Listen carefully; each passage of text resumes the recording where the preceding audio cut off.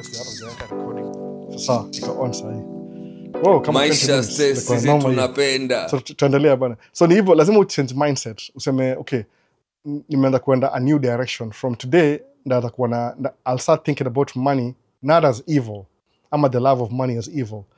Jiulize tu swali, sema hivi. Okay, kama from scratch day one. What's so evil about money? Ujiulize hivyo. Sababu ukiangalia poa, ask that question. Mimi nijiulize swali. What's so evil about money? Watu sema ngati money is the beginning of evil. What's so evil about it anyway? Juu utakununua dishi, you need money if you want to buy food. Utakulipa rent, lazima ukuwe na pesa. Utakununua gari, lazima ukuwe na pesa. So what makes it so evil? Unaona, jiulize tu evil mindset. What makes it evil? Alafu wataku analyze. Are the rich people evil? People who are rich, are they evil? When they're evil, the next step. Maybe also ni evil. Sababu unajiuliza swali, mbona mimi nilijiuliza swali by the way specifically. How come niko hapa States by the way? Ala niko Kenya. Kenya niko na manager wangu ako na mix juni maybe 10 times my income. Alafu unapata ako na all the privileges. Ako na company car, ako na insurance, health insurance, anapewa allowances, ako na everything ile mimi sina. Sasa kajiuliza, what makes them better than me?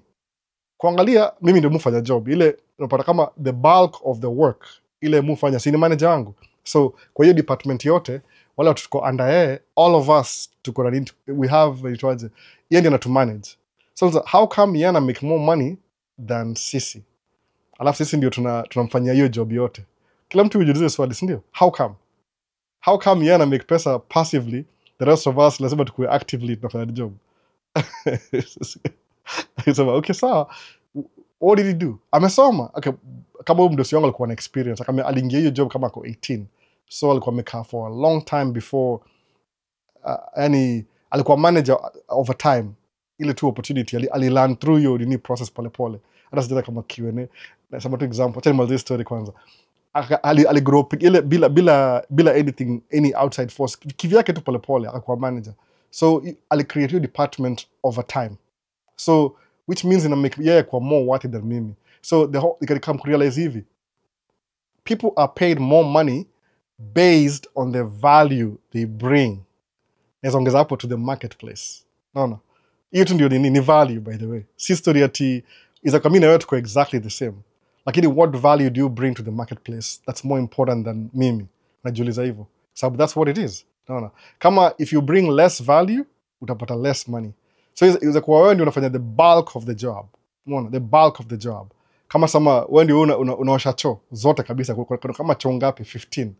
Do you add value kwa hiyo choo 15? Yes, you do, by the way. Ku clean toilet ni sanitation ni very important kwa organization. But when you're cleaning bathroom, I mean, when you're clean, it's every 1 hour, the whole day, you maintain. When you're sanitary associate officer, whatever ile title au patina squeeze ndio hiyo. Lakini what value do you bring to the business as a whole ile in terms of making money? Itakuwa different. Itakuwa ati junuosha cho the company is making more money. Hapana, when is support system kwa hiyo organization. Sawa. So labda wewe ni kidole moja ama mkono ya left ama mkono ya right. Lakini who's the head? Specifically head. Who's the head? Ule the one who has to do all the thinking for everybody else. Ni manager. Sawa. So what value does the manager bring to the organization? Manager na keep everything in control. Mona. So does he use physically or mentally? Ni mental. Manager hutumia akili kudu job. They are paid for their skills. So kwa kichwa, mental skills. See physical. But yeye ana manager sana do physical job, unaona? You can realize, wait a minute. So if it's like that, then if I want to be more valuable, wacha nirudi chuo, nikaingia evening class ya business. Unaona sasa? Na yenyewe kusema kweli kabisa, when I went to the business school, ile the first 2 semester, ilikuwa the first semester hivi, I learned so much in a few, sababu niko already I was working, so whatever they were talking about kwa business school, ningekuwa ningeingia shule before nianze job, singewahi understand hizo vitu, because I was very stubborn. Niko very stubborn kivyangu. Lakini because nili realize whatever they are teaching is probably what these people are doing job. Kuna hierarchy. I get it. So ni value, the value you bring to the table is what makes you more money. So, you need step 1. So lazima ukuwe more valuable kwa sababu kwa kampuni the most important people ni marketing.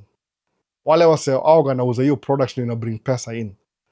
Anybody HR manager au ni wana keep organization, yani they don't really make money. Kama tuseme kuna makampuni moja hapa US 2008 the economy ilitank, ilianguka. Mimi nilikuwa one of them by the way. Nikasha get job moja poa sana. Nilikuwa laid off. That's what triggered mimi kuingia tracking. Kwa sababu nilivuta job. Nilikuwa na stable kama seme nilikuwa employee by the way. Si ati ile temporary, nilikuwa employee. Kulikuwa na ile path ya growth over time. A small organization inauza medical iko nini? Kidney stones, surgical tools, kitu kaa hiyo. Zile surgical nini za remove kidney stones kwa kidney ni microscopic, very tiny. Wakanivuta job, nilikuwa laid off. Nilikuwa employee kabisa na benefits na kila kitu. Nikaanza kurudi back to zile makibarua. That's what drove me kuingia tracking. Sababu niliona the only industry bado inaendelea ni tracking juu people have to eat, things have to be moved around. Nikaingia tracking. That's what made me get to tracking. Lakini knowledge yote ilikukua Kenya kwa multiple holidays kwa hiyo job. Nikiwa huko hivyo nikifanya business studies kwa Kenya Institute of Management, evening classes. Niliona so ni value kwa kampuni na matter. Si people, si lazima mtu akuone huruma. So in terms of serikali, suppose wewe ni citizen wa country, alafu how do you expect serikali kulipia healthcare na there's nothing you're doing to contribute kwa economy ya serikali just besides existing? Mwana kitu kaa hiyo sasa. So unakuwa na ile reality check. Nasema okay, wait a minute, maybe there's something I need to do that's extra then kukaa chini na kucomplain, serikali nisaidie. Why would they help you? Why? Just for existing? Hiyo ni job ya maparo, si wewe. Ni maparo wako ndio wanafanya hiyo job, si serikali. Or maybe when you kama uko underage, but kama ushakuwa of age, uko adult, that's your responsibility. Ni wewe unafaa kuwa productive citizen ndio upate hiyo chance juu serikali imecreate hiyo environment, wewe uthrive kwa hiyo environment imeko created serikali. Si serikali inafaa kukusaidia tena. But hiyo ni mentality mingi ya wase wengi Kenya muone na hivyo. Hata mimi niko hivyo by the way, nasema hivyo, nasema tu from my own opinion. I could be 100% wrong. But kuna watu wengi wana hiyo attitude. Kama ni America, watu wale wao gani kama musema kama 80% hivi ya watu. Kwa actually kabisa ukigoogle, I think 78% of Americans live paycheck to paycheck. Period. Unaona? Una make do, alafu it doesn't matter how much money they make. Kuna wale wana make 10,000 a month, kuna wale 40,000 a month, kuna wale 100,000 a month, kuna wale 200,000 a month, they still live paycheck to paycheck. Kwa nini? Exactly kile nimesema. Wakipata do hivi, wana spend yote. Hata yani they don't have ile financial literacy kidogo tu, ile withhold kidogo, fanya hivi. Umeona? Kuna method moja ya kudu hizi vitu. Kama unaweza amua usemeaje, kuna mse fulani ongejui kitu imesahau jina yake. Hiyo sema kama kuna ile 20-80 rule, lakini in terms of saving, hiyo sema hivi, kama unaweza save uko na structure fulani, whatever income you make, it doesn't matter. Kama ni 1,000, useme out of 1,000, sema 100 ndio poa. Out of 100, $10 itakuwa savings. No matter what, $10. Ni kama una create budget, very strict budget. Alafu $15 itakuwa investment. Either kwa real estate, kwa money market account, anything, kwa anytime unapata income. Alafu hiyo si ni 10 na 15. Hizo ni ngapi hizo? Hizo ni 25. Alafu ile 75 itakuwa your expenses. Uko na hiyo formula tu hivyo. Whatever happens, no matter what happens, utakuwa poa kabisa. Kuna wengine wako na formula different, ile kwa unasema kama 10% itakuwa una donate kwa charity of your choice, alafu una save 10%, ilikuwa yangu hiyo before. Alafu kwa hiyo 10% unabaki na 80, hiyo ni 10 unabaki na 80. Kwa hiyo 80 ibaki 80%, unaweza amua labda leave off 50, alafu hiyo 30 iende kwa investment. Umeona? Ukuwe na charity, savings, alafu 30 kwa investments, alafu leave off 50. Umeona sasa? In the beginning. Inakuwa hard in the beginning, but lazima ucreate hiyo atmosphere. Usipo change your mindset, it will never happen. By the way, guarantee, it will never happen. No matter what, it will never happen to you. Utabaki tu kwa ile cycle. Ile you make money, you spend money. Unaongeza mshahara, una adjust. Kwa sababu kumbuka kuna kitu inaitwa inflation. Inflation kama hapa states that understand is 3%. You increase 3% every year. Sijui how accurate that is, but ni kama approximately 3% inflation every year. So Kama umelalia masikio utapata utahitiwa na inflation mara moja hivi. Utapata huko uko nje na huko unajoka uko nje. Umeona sasa? Hiyo ni inflation 3%. So kama mshahara wako aiongezwe every year, alafu kuna inflation ya 3%, utapata things are getting expensive the more una progress in life. Kama unapata 2 years ago things were cheaper, now they are more expensive than they were 2 years ago. Hiyo ndio basis wasali walivotia Trump juu ya hiyo ya inflation.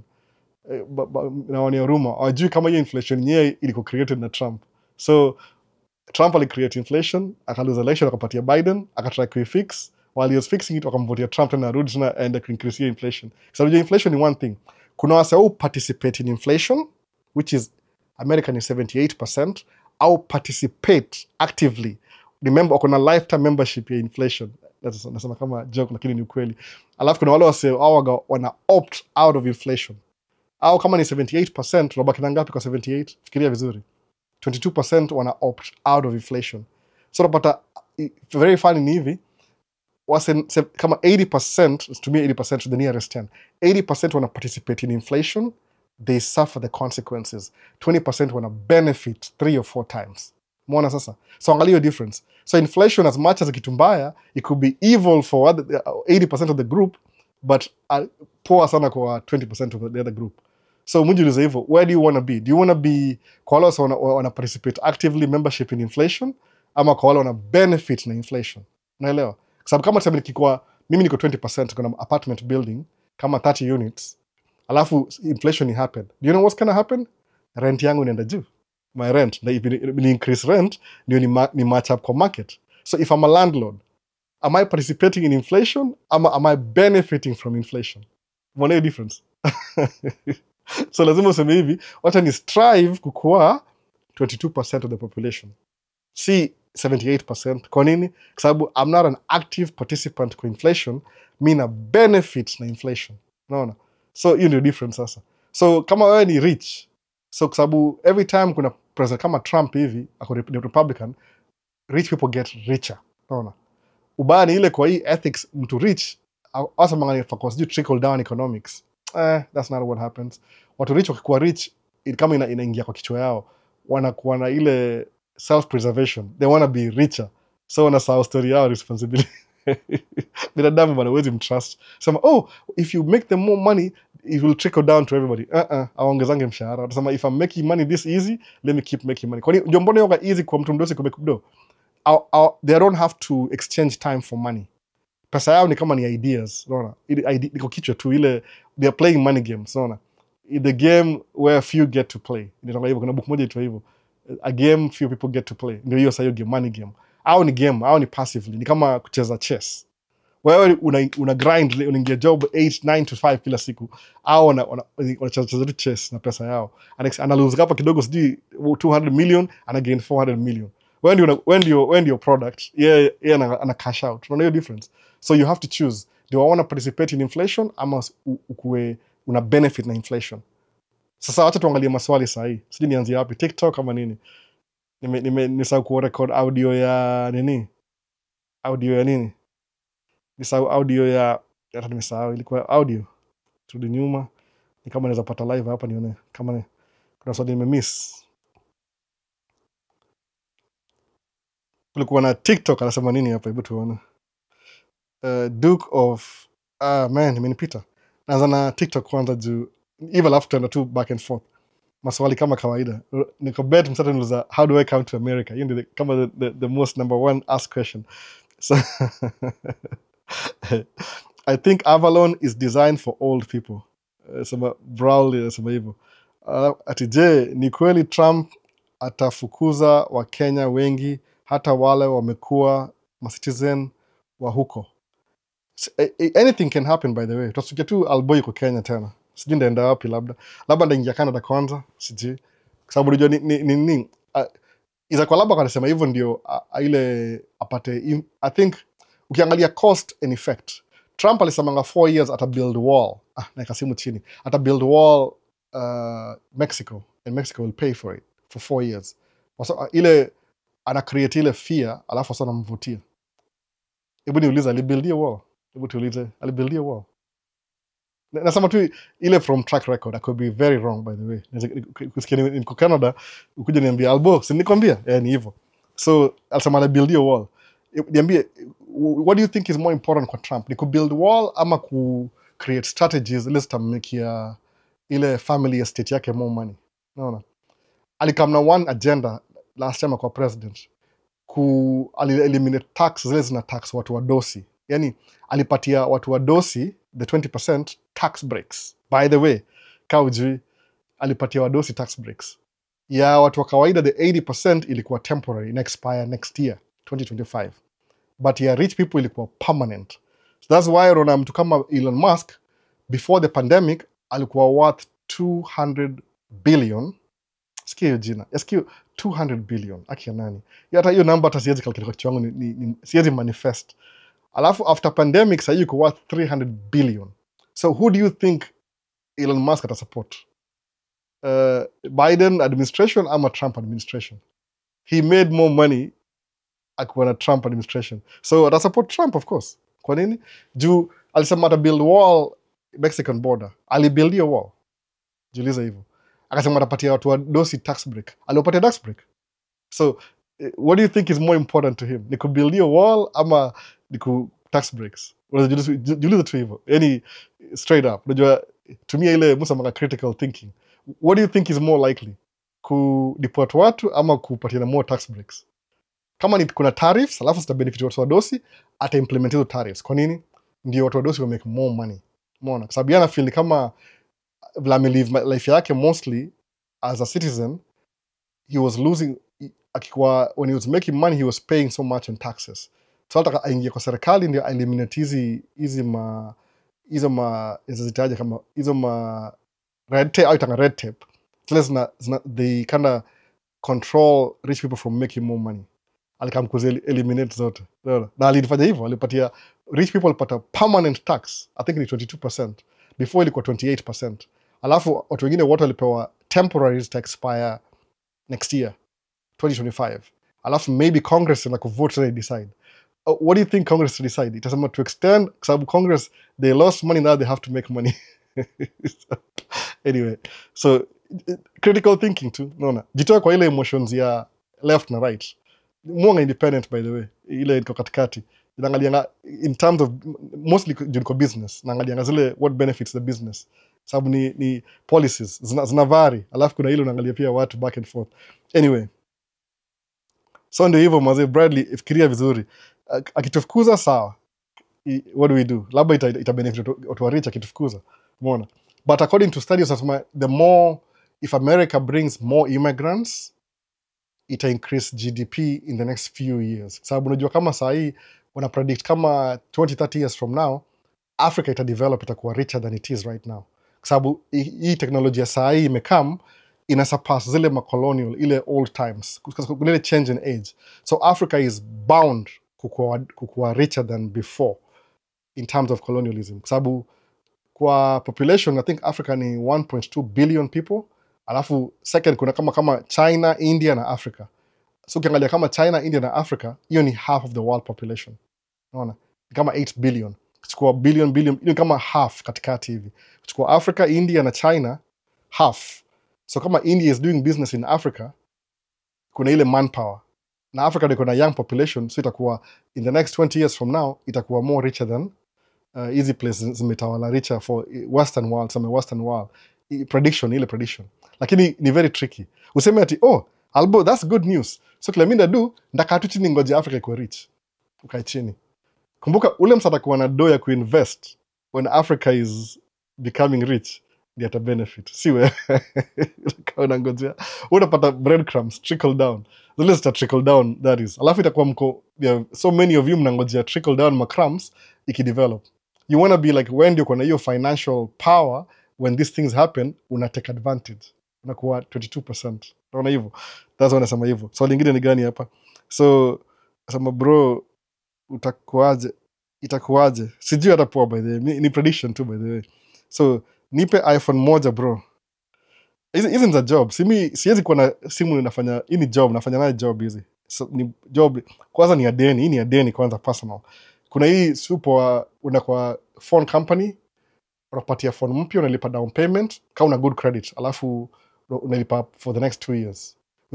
Pay, as long as you pay off your equipment, sababu ni kama they know if they give you a new phone iko worth due 1,000, some that is kumbuki how much, alafu ulipe some money down, ukae naye for 2 years, ina guarantee utahepa while they charge you for the monthly fee.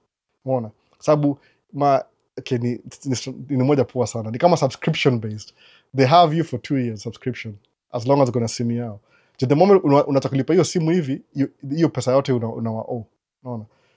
So ni hivyo. So easy is a job easy. Easy kama naweza pay off ikitaka, but I'm using them right now. Unaona?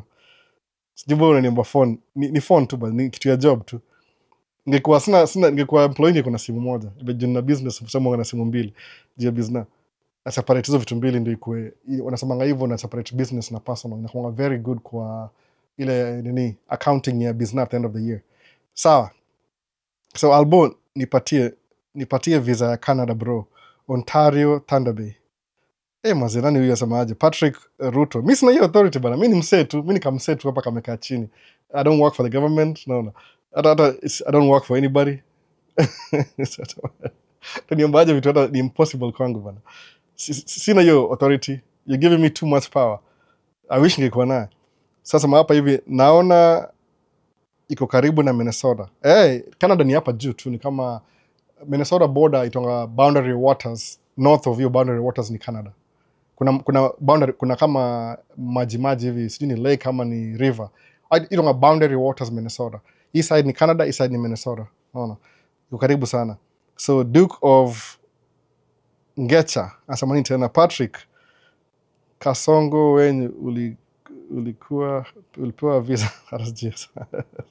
Sitaki kusoma vitu discussions za watu. Wewe unajua story ya visa kweli bro? Namuuliza hivyo. Sasa naongea story ya. Sitaki, hiyo si swali by the way. Hiyo naongea kivyao. So turudi YouTube haraka, nimesahau YouTube pia. Nimemaliza story yangu haraka alafu tuendelee. Ndaendelea kidogo, acha niangalie kulikuwa na nani hapa. Kulikuwa na Eric Ray. Alikuwa kwanza hapa kuingia, alicomment kwanza, vipi bro? Alafu kuna nani hapa? Kuna Samuel Kamau, hello. Salamu tu hapa, naona Samuel Kamau. Kanyoms Wakabari, na salamu tu hapa naona. Tena asemaje? Ni Eric Ray. Ebu discuss ile story nilikutext kwa WhatsApp kuhusu ule dem nafaa kumari huko California. Eric Ray, si hiyo kitu personal bana, ama unaona kama ni poa kudiscuss hiyo story? Si ini live kama mpata dem, unajua ukipata dem wa kuoa, wewe muoana, don't waste time, enda muoe, mmalizane hiyo story mara moja. Pata dem, unaona? Si kitu personal, endelea kwa hiyo WhatsApp tu hivyo tutaongea. Unaona? Siwezi discuss hapa hivi. Ni kitu mbaya ukidu hivyo. So najua Carrington ni kawaida hapa, salamu pia, tuko ndani, Ndakas, Daine, Ime. Unaona? Alafu kuna Eric hapa, anasema nini? BP locked in. Elvis K na kuona. Masalamu tu hapa mingi by the way. Sasa kuna big up Carlton bado wa Riga. Haiwezi kaza kusema hivyo kila siku. So hizo ni masalamu tu hapa. Kuna swali hapa. Michael anasema nini? Michael Ocheng. VP Albo. Man Cave back in session. Tulicheki Paul akipambana na Njeve but mkwanja inaingia.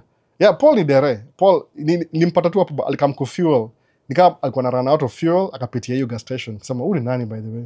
Kusema iza kwa ni yeye. Nikachungulia kwa na hii gari, hiyo driving gari similar to that. Kampuni iko na gari kama sijui ni 10 Freightliner, alafu 3 Volvo.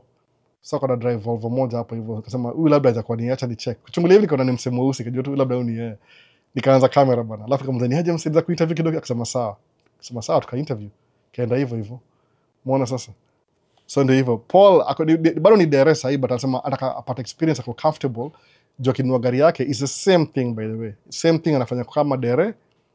Atadu kama na gari yake. Itakuwa tu ile atakuwa na more responsibility, but the more responsibility unapata, the more money you make pia. Unaona? Ana hustle Paul, ni Paul by the way.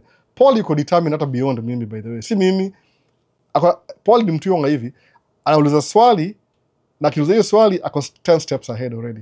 Naelewa. Nile tu akona ile formula already iko, he just needs the missing piece. So utamsaidia kama 10% ataenda 90%. Mwana hiyo ndio difference. Hiyo ndio Paul. Msimuunderestimate, but the Paul iko very determined. Mwana. Si ati ni mtu ati mimi ndio ni miss kwa bi hata siko kwa hiyo story. Sitaki kujipatia compliment bure. Paul ako self driven. Akienda ameenda, ni yeye mwenyewe. Akigo amego. Mwana hivyo sasa. So ndio hiyo. So Brian, nimeona ni Michael Brian. Vipi Albo, is it possible mtu kuchange majina yake akiweza win green card and move to the US? Sijui kwa nini utachange jina yako. Juu unaangalia ile jina kwa birth certificate. So kama umechange jina yako, make sure imechange before hata upeleke hiyo document kwa embassy. Before, yani way before. Ile udeal na so kama mimi mtoi wangu mmoja, example. Mtoi wangu mmoja huyu ni kama middle child, one of the middle child. Alifanya hivi, walitype jina yake vibaya kwa birth certificate. But we didn't notice sababu akazaliwa nini. Imeenda 8 years after tunataka ku get passport napata, oh my goodness, jina yake iko spelled vibaya. Man, what do we do? Tukaza story. So tumeenda kwa hosi wasemaona record. So deal na hiyo story ya kuchange jina before hiyo story ya kuingia kwa gava ya mtu ianze. Sababu ukisubmit papa yako na ile jina ile uliwapatia na iko kwa record. Suppose kama ni hiyo jina unasema si yako, then you have to stick with that name. Sababu kuchange itakuwa administrative nightmare. Itamean labda itabidi saa uforfeit hiyo story. Sababu ukiwin green card for example, tumia jina ile yako kitambo, alafu win green card ile jina ile utaki kutumia, itabidi ubaki na hiyo jina juu hapo ni too late. So the best thing you can do, change jina saa hii before hata uende uproceed mbele. Enda kwa I think ni Huduma Center, angalia process alafu change everything, make sure kwa laini before hata uende the next step. Itakuwa poa hivyo. Juu jina ni sensitive, lazima kuwe na document ina show jina yako ndio hiyo. Specifically kutoka out of the country mara mingi au angalia birth certificate na passport. Si ID yako ile ya nini. Alafu pia kama unaingia shule lazima pia ID, passport na zile ma transcripts zilingane. Isho ni wewe, unajua hizi ni ma legal documents, ni vitu za legal documents. Zile zina ku-identify. So lazima zikuwe zinapangana laini. So ukisema is it possible to change mtu kuwin green, hiyo ni too late sa hiyo. Whatever umesubmit, kwa sababu they'll send you a letter na hiyo jina ile umesubmit. So kuna vitu, don't play with things like that by the way. Hizo majina zinaweza kuthrow off vibaya sana. Umeona sasa? So kuwa careful nazo. Nirudi TikTok tena. Niko conversation hapa. Nasemaje, you always have valuable wisdom, not even knowledge worth listening to. You always have valuable wisdom, not even knowledge worth listening to. That's J. I forgot comma mahali. Juni kama unasema you always have knowledge bila comma inakaa kama inakuwa negative. So umesahau comma. Sijui namaanisha nini. Maybe nasema hivyo. Thanks bana. Kama ni compliment, thanks. Kama ni si compliment, thanks bana. Sasa tulia basi, sikiza advice. Ni Duke of Ngeche. Duke mazee, mimi ni msetu kwa kawaida. Sijui kama una understand ako TikTok. Si ati kuna anything special na mimi. Everything na do, you can do 10 times better, by the way. Sikudanganyi. Labda unaona hivyo. Mimi nazeeka. Kama if you're younger, kama uko 20 years younger than me, juu niko 40s, you can do everything I do, you can do 10 times better. You can even utakuwa more greater than mimi. Kwa sababu wewe uko na hiyo opportunity ya age. Me age iko against mimi. So, si ati kuna anything different. Siwezi ku bring states, sijui kama unapatanga ile, labda ndio misinformation. Mimi nakwambia tu ile, I'll tell you is live tunajua zile kama confirm the things you can do zikulete hapa hivi. Si ati mtu kwa states, kama msio kwambia kuna kipawa fulani juu kwa states, maybe umekuwa misunderstand. Or maybe wako naye pia sijui, but mimi ni msawa kawaida tu. I'm just an ordinary guy. Na do live to, that's it. No. The reason why kuna kamera poa na hizi vitu, I used to do these things kwa organization fulani ilikuwa non-profit. Mimi niko msewa sound. Niko na sound, my microphone, I was in charge. For free, voluntary. So nikalaaniza mambo za camera. So ukiona do live, unaona kama mimi ni mse important, I'm just like you. Utashangaa sana. Hata labda wewe ni better kuliko. Uko na talent ingine mimi sina. So sifikiria ati maybe junior, I'm not different. Niko exactly hata below wewe. No. Wase all misunderstand. So Bobby asema nini? Bobby asema hapa, asema North Minnesota, you go to Duluth, go across, you are in Canada. Duluth si kabisa, Duluth kuna hiyo nini, kuna ile tonga Arrowhead ni ile kona ya Minnesota, ile mali yako na iron ore. So Duluth ni kama maybe ukidivide Minnesota times 3, ile the third variant hivi itakuwa Duluth. Kuna tena a little bit north ndio Canada sasa. Duluth ni maji, kuna hiyo Lake Superior, the largest freshwater lake in the world. Iko hapa Minnesota, itakuwa Lake Superior. Alafu Lake Victoria number 2. So for the records, kama ujui hivyo, ndio hiyo basi. So nani mwingine? Hi bro, umeshindaje? Niko poa kabisa mse wangu, niko poa kabisa. Alvo, niulize, ukishinda DV, what next? Ukishinda si wanakutumia barua. Kuna barua moja unatumiwa, sijui maybe ni email ama ni printed document. Ndago through your story baadaye, nifa walk through your story but na plan. Vile nilimiss last week live juu tulikuwa na story ya familia, but ndago through what happens ukisha win. Daza mapema everything. Nimegundua history ya DV, sema kama DV ni November, inafanyika kuongea story ya DV 6 months before November. Alafu kama story ya DV ni May, ndaza kuongea story ya DV January ama December ama next month hivi. Ndio ile wasao kwa familia naye. Turudi hizi vitu paka ile msako na hiyo time ya kudumis, kwa sababu kuna wasi niambia apply green card. Wanasahau alafu nakumbuka, oh imeisha bado, naambia isha already. Uko 3 days late. Naona sasa. Nikaona maze, kuna watu lazima wa babysit. Unaona, sometimes you have to babysit adults, which is very very frustrating. Babysitter. But kuna watu lazima wa babysit ndio wadu kitu, unaona. Sijui naweza semaje, ile you have to babysit them ndio wadu kitu ile they're supposed to. So sometimes it's too late. No, it's too late sometimes. So kuna swali lingine hapa TikTok. Sijui. Nasema, I went to school in North Ontario. Weekend could go across the Duluth to visit friends. Yeah, unaweza drive too, by the way, kama ni Canadian. Cost ya DV ni how much, please? Lazima niangalia records. Jua au update, by the way. Si ni the same every year. Naweza kwambia ni this much leo, alafu kesho i-change. But mse wangu aitonani huyo anasema cost ya DV. Ryan K 629. Kuna ma processes fulani kama kuna ile application ya kuna different costs, but sijui ni how much. Wewe ukiwin maze, julisha watu, kuwa na fundraiser kila kitu, kwa sababu ni kitu moja ukiwin DV. Kama nasemaje, kama uko na mpango kuja States na ushapata makaratasi zako ziko in order, by the way, do whatever it can upate hiyo do. Hata kama utaomba deni, omba deni alafu come States, alafu kuwa ile honorable ulipe hiyo deni baadaye, kwa sababu hii ni opportunity moja. Kama na DV ni msesi, sijui nisemeaje. Kuna kama nisemeaje, ni pause kidogo ama niendelee? Swali imefika wapi? Naweza sema hivi, kama tuseme niko print karatasi moja hapa hivi juu ya maswali. Usema what path ina exist ya American citizenship, for example. Sawa. So number 1 ni gani? Nikamweka hiki kama notes hivi. Unajua msana za hizo swali just in case. Kuna ile citizenship by birth. Sawa. Ile ukizaliwa States ama any United States territory unakuwa raia. Hiyo ni number 1. Kama sasa watu wangu wazaliwa hapa hivi au ni wamezaliwa Minnesota, hiyo ni state, but hiyo state iko part of the union. So inakuwa Minnesota state, part of the United States Union, ile 50 states. So hapa nasemaje, anyone born in the United States, its territories or US controlled military bases is automatically granted US citizenship, regardless of their parents' citizenship. This is based on the principle of, just solace, the right of soil. Hiyo ni number 1, citizenship by birth. Hiyo ni number 1. Number 2 ni hivi, citizenship through naturalization. Hiyo ni kama saa mimi ni naturalized citizen. Mona, nasema hivi, foreign nationals can apply for US citizenship through naturalization after meeting specific requirements. This includes, number 1, being a legal permanent resident, green card holder. Ndio, yani green card basically itonga ni legal permanent resident. Sawa.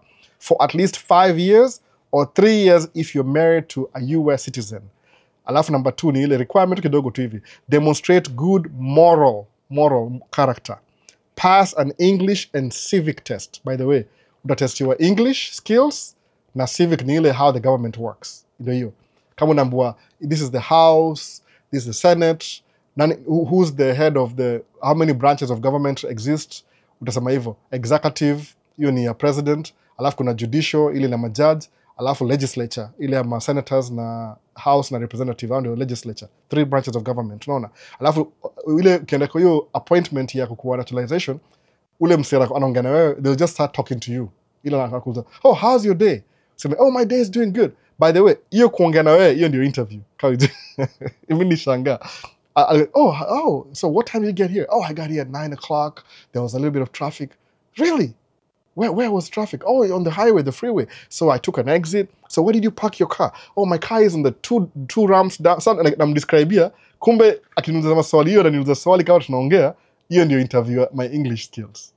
Hapa shaniambia, you've passed the first section. What?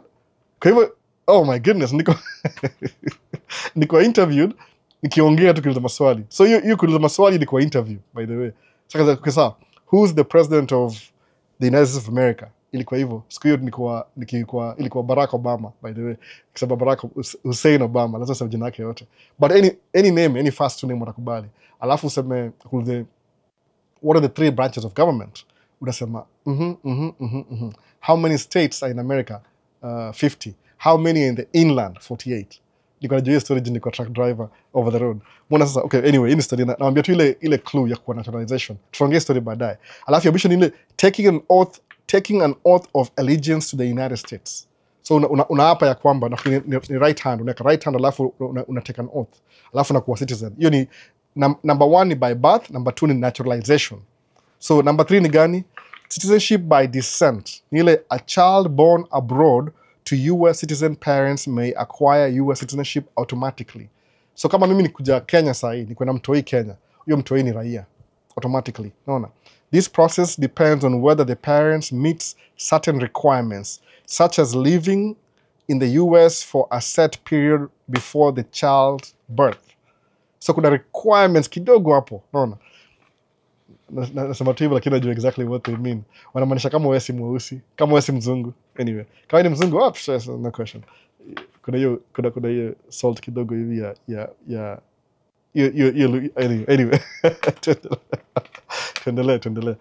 So citizenship through the military service. Nasikia hiyo ndio very common. So non-citizens who serve in the US military may be eligible for expedite haraka speedy naturalization. Requirements vary based on whether the service is during peace times or wartime, but generally it provides a fast route to citizenship. Nasikia hizo zile the top 4. Naweza kwa top 10, but naambia tu just in case. Naona to recap, ni waswaelewe hii story. Najua ndaulizia maswali kila siku. Nakuja states, by the way. Dangaje states pepe nakata kwama bwana sijui. Ni hivi. Number 1 by birth. Number 2 naturalization, ile kama mimi green card naturalization. Number 3 ile by your parents, ile umezaliwa na parents wako, umezaliwa na parents wako hivi. TikTok inazimika. Acha nianze tena. Kwani nimeenda 1 hour already? Ama hata sijui. Yaani nimeenda almost 1 hour. Siko najua hata. Nimeenda aje kwani? Inazimika. Iko inactive. Sasa. So nimeenda by birth, hiyo number 1. Naturalized citizen number 2. Alafu hiyo number 3 ni ile by descent, ile paro wako ni American, umezaliwa outside America. Alafu number 4 ni through military. Kuna hiyo ni top 4. Hizo ni top 4. Kuna more, by the way. Hii ni ile top 4. Kuna by marriage. Naongea hiyo baadaye. So nani akauliza swali hiyo? Umeona? Alafu asemaje? Nimesahau swali bana. Ilikuwa nani akauliza swali? Can you please explain the process of Canadian asylum process mpaka update passport? Young G, mi siishi Canada. So I'll give you misinformation. Siishi Canada, by the way. Kuna mtu wa Canada anajua historia, mwambie. Mi sijui mambo ya Canada kabisa. Najua tu ile, maybe I know as much as you do. Muishi States. Alafu jua kama besides kudu live na kudu YouTube kidogo on the side gig, mimi ni parent, sijui mambo ya Canada, by the way. I'll be honest. Labda niende kuuliza. Mbona niulize. Kuna watu wanajua hizi story. So ilikuwa cost ya DV ni how much, hiyo sijui pia. Young G ama ni YG kitika ya YG. Sijui mambo ya Canada kabisa, kusema kweli kabisa. Mbona so YG labda ulize mtu anajua history ya Canada. I'm gonna be honest. Unaona. Kuna huyu asema VP ni salamu hapa. Vincent asema listening here. Kuna nimesahau jina nani huyu. Nyakayo 629. Speaking of inflation, how is the tracking industry and what do you foresee of it? Mi naona kama because Trump ni president, tracking itakuwa poa na anticipate kwa sababu zile vitu zo drive economy ya tracking ziko based na watu wengi matraka waga Republican, wangoso Republican, so ni ile ni voter based, so hopefully itakuwa poa at least over the road. Yetu ya construction tuko different. By the way, sijui kama Musa hivi kama kuna wasiweshi ndua mbona mu doing job construction as do over the road. Number one ni juu na familia, kama ni mgeni ujui na familia. I have 4 kids. Mwishi na 3, huyo mkubwa anaishi na mama yake. Kuna mmoja nilikuwa naye, mtoi wangu wa kwanza kuwa na wife. The 3 kids na wife, huyo mwingine alikuwa mama yake ni tofauti. Ilikuwa before tulikuwa tupata mtoi before 2001 na it didn't work out. It was very ugly. Ilikuwa tu we never got to get married. Mimi nilikuwa nataka kuoa lakini alikataa. So sawa hiyo, nikamari tena. So I have 4 kids. Nikarealize hivi hata nilikuwa na the reason why niliacha drive over the road because of my first kid. We are 14-year-old side, by the way. I've been doing tracking for what? 14 years? Exactly the same time. So niliacha drive over the road kwa sababu I had to be there for at least niko flexible enough kuona mtoi wangu na kumitizi stories za kila siku za parenting. So nikataka kupata local job. Ile you drive locally, unatoka asubuhi na urudi jioni. What happens is this, when you're a new driver, 2 years experience over the road, kupata job ya local ni hard sana, by the way. It's very hard. Ukiona kama nani ameget job Paul ni exception to the rules. Kwa sababu akanijua mimi nikamuhook up. Nilimwambia tu wewe enda ulize, enda. The first time alienda walimkataa, by the way. Atakwambia story yake in the future. Nimwambia tu please anza YouTube channel. Hata ongea na wasee ndio at least ujue ile kuinspire wasee. But then the reason why mfanya YouTube ni hivi, kama one of the core reasons why I do YouTube. Mu believe hivi, ukiona msana anafanana kama wewe, especially hii ngozi yetu, and anafanya vitu poa, inaku-encourage. Kwa sababu unaona you see yourself in them. Unaona? Kama msee ni msee wa Isili kama mimi. Musema msee wa Isili sababu mimi nilizaliwa Pumwani. Pumwani ni pale karibu na Isili. Alafu nimeraiziwa Isili, nimegrow up Isili yote. Mpaka sijui class 8 hivi nikaanza kumove around, but muone ile my formative years nilispend Isili. Uko section 2 hiyo area hapo. Unaona kila kitu. So ukiona msee kama mimi Mkenya nimetoka hapa hivi, if I'm doing something a little bit different from where I was, mufili hivyo unakuwa inspired kwa sababu you see yourself. Yani you see somebody who's done it kama forbearers. Ile sometimes somebody has to do it ndio ikuwe clear kwa watu wengine. Unaona? Which is most people. Very people organ ile visionary, unaona vitu before azione. Ile faith ile you have faith in something before ione. Kama unaenda kwa millionaire. Unaona? Ile multi-millionaire mujiona hivyo. Nimeiona, but najua it took me a while to understand how. But now I know the how. I'm in the process already. Mwana. It's another podcast, but they call it a story. Nishaiona already. Kwa nini? Juu nimeona wase wamedu. Kuna wase nimeona wamedu. It's possible. See, it is impossible. So kila nimeka hapa chini naongea na camera na audience, kama kuna anything unakuwa discourage, kuwa encourage ukiniona mimi. Kwa nini? Sababu you can see yourself in me. Doesn't mean that I'm better than you, by the way. Maybe I'm not better than you. Wherever you're better than me, you're 10 times better than me. I happen to be here sahi, utakamu unipite alafu utufundisha the next generation. Ni wewe sasa, that's your job. Unaona? So usiogopa sema ati my life is private. Watu wangana hiyo uoga. Life yako ni private, utaka nini? You can pick and choose what you want to show. Kama showing family yangu kwa nini? They don't really care about YouTube. Nikiwa bring up hivi taribu quality ya kila kitu. Kwa sababu hao tu they just want to be kids. No, they don't want to do YouTube.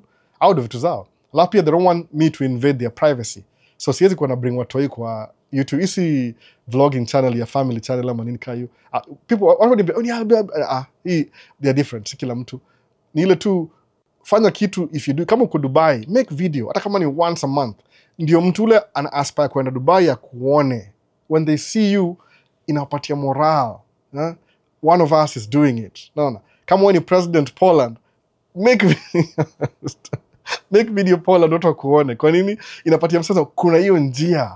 There's a path. Naona. Ile sijui nisemeaje. Mna understand kile nasema by the way. inspire watu, do something, hata kama ni learn to celebrate small victories. Umeona sasa? Kama mimi historia business, the only move nili make, number 1 ni hivi. Nisema hivi, I desire to do one job, alafu ni make all the money I need to pay my bills. First goal ilikuwa hivyo. One job, 5 days a week, enough money to pay my bills. One goal. Nikai-achieve. What happened? Nilisurpass you. Next goal. Okay, I want one job that guarantees nitakuwa home bila kutegemea employment. Nikasema, how do I do that? I have to buy my own truck. Buy my own truck. I know nothing about running business. Kusema, okay, another thing. Najua one thing to learn how to run my business, at least niko successful with one truck, hata kama ndakuwa naishi below my means, nika-achieve hiyo. So how do I invest? Ndaongeza one more truck, naona step by step, small victories. So ukienda hivyo, ukienda kwa ile probability yako ya kusucceed na uko on your way, itakuwa high. If you can document your lifestyle, please do it. Kwa nini? Ita encourage mtu mwingine you would have never reached. Kama mimi sasa ndaongeaje na mse kama ni pick random name. Kama kuna Patrick Ruto hapa hivi. Patrick Ruto 479 amesema aje, mkuu, Canada ikoje? Nimepata visa ya Canada. Sijui poa, siishi Canada by the way. Lakini ndajuaje mtu kama how will I cross paths na Patrick Ruto kama si social media na mimi kuji-expose kwa camera ndio nione tuongee kwa conversation? I would never. Mimi na pia kwa hiyo computer, super power computer konayo kwa mkono ananiona. Sawa sasa. Kwa sababu akiniona hapa semaje Canada iko wapi? Anza swali, Canada iko wapi? So by the way, Patrick, hata sijui, mimi si Canada na States. So, but niko very sure Canada iko very much aligned na States. Unaona? Ni States iko tu slightly different, but hizo principles ni the same. Utakuwa far off. Umeona sasa? Hata enda Canada ukuwe raia, alafu kuja kufanya kazi US. Unajua kwa nini? Kutoka Canada ni rahisi. They don't question you kwa sababu unajua umetoka tu hapa, wewe ni neighbor. Hapa kwenyu ni hapa tu. Kutoka Kenya ndio inakuwa ile unashukushuku. Kama una passport ya Canada na wewe ni Mkenya, who cares? You will live in Canada but you work in America full time. Utakaa na ile work permit. Watakupatia tu, by the way. Ukipata hiyo Canada route, do it. No. I just don't know much about Canada, unfortunately. Ruto. No. Travel to swali lingine. Between over the road na local, which one pays well? It depends, by the way. Most yanga over the road yuli papoa. Sometimes kia local yuli papoa. Sijui, depends. Juu kama mujua over the road pays well, kama uko na trailer yako, truck yako, na unajidispatch. Alafu unatumia tu mabroker, you'll make more money. Na hustle yako, umeona. Ukisema which one pays well, unaongea kama employee. Maybe unaongea kama employee. Kama employee, both of them suck. The local advantage ile uko home. Over the road, you don't have money and you're stuck in a truck stop the whole weekend. My own personal experience. Nasema tu hivyo. Msini hate, by the way. Kuna best yangu mmoja, boy yangu yaitwa LJF. Yufanyanga over the road. He just seems to be doing pretty well. No. So ile tu, it depends on your preference. Ukisema which one pays better, unaongea kama employee. Unaongea kama business owner. Kwa sababu mimi, if I wanted to get the top dollar, nikidu job local, nika realize one thing. Nobody will hire me and pay me good money. What I have to do is to buy my own truck. Kwa nini? Kama ile you grab the bull by the horn and you ride the bull. Wewe mwenyewe. So I took the risk kanunua truck. Junijua nikingojea job inikujie. That will never happen. That will never happen. So unfortunately, sometimes lazima you have to do what you gotta do. No. So swali liko wapi? Nirudi kwa YouTube. Ilikuwa Brian Ondieki asema vipi Albo, is it possible mtu kuchange? Oh, imagine nishaanza hiyo. Ilikuwa the last question, nisahau hata. Naongeanga sana. Gidi Soro, pokea salamu Albo. Karibu sana bana Gidi. Yule Gidi najua ama nani hata sijui. Mjua Gidi wengi. Sasa kuna Mr. MNN. I'm here for positive injection. Keep doing this bro. Oh, thank you, nashukuru bana, nashukuru sana bana. But usichukue tu positive peke yake. Take action. Mwambie ngase take action. Of course kama uko hapa, take your action. Jitoe mali yuko, alafu talk about it in future. No. Labda nikuwa na more time na kuna do interview na wasee. Nimegundua hiyo interview watu inapatia wasee moral sana. Na kuinterview mse mmoja next week maybe. Kama ndampata kwa job already. Amekaa hapa 6 months. Nimuulize, what do you think of States? Ni best yangu sana by the way. Childhood friend. Alikam this year. 6 months ago kutoka hiyo. Ndamu interview. Nikimmeet last week siko na camera. So Hadubini TV tuko locked sa. Adubini nakutumia Adubini. Unaona? Da kuconsider. Unajua story yetu. Sasa Adubini. Usisahau keep in touch. Sasa unajua Adubini. Usisahau hivyo. Keep in touch please. Nisikusahau. Jina lako naijua. Umenipatia challenge. Ndakucheki. Na next nani? Kuna Nixon M. Big up albo. Okay, Adubini you do YouTube. So anatama tips za YouTube. Tutaongea naye story nyingine. Tuna story yetu Canon na yeye. So Nixon asemaje big bro albo niko locked. Karibu sana bwana. Karibu sana Nixon. Kuna Louise na triple Z. Unaona? Hi albo. Leo manage kupata live. I always watch the recording. Nimeanza mapema kidogo leo. Juu nataka kulipisha last week. Last week tuliambiwa, can you guys come for the Thanksgiving dinner tomorrow? Nikaanza kuroll macho. Oh man, tomorrow? Walikuwa hapa saa 2 by the way. So, kusema, excuse ikaisha. So, but it's just a one. Okay, kusema, whatever. So, kusema, nikaenda Thanksgiving. Ni familia. Tulidrive kama 2.5 hours away. My in-laws wangu au ni beekeeper. Au enda California during winter. Kama saa hii November. Alafu narudi hapa May. Sababu California hakuna snow kama hapa, baridi na nini. So because out transport bees California ndio survive. Zisikufe na nini na baridi. Sasa so nani mwingine hapa nimeona following, nimwacha nani mwingine?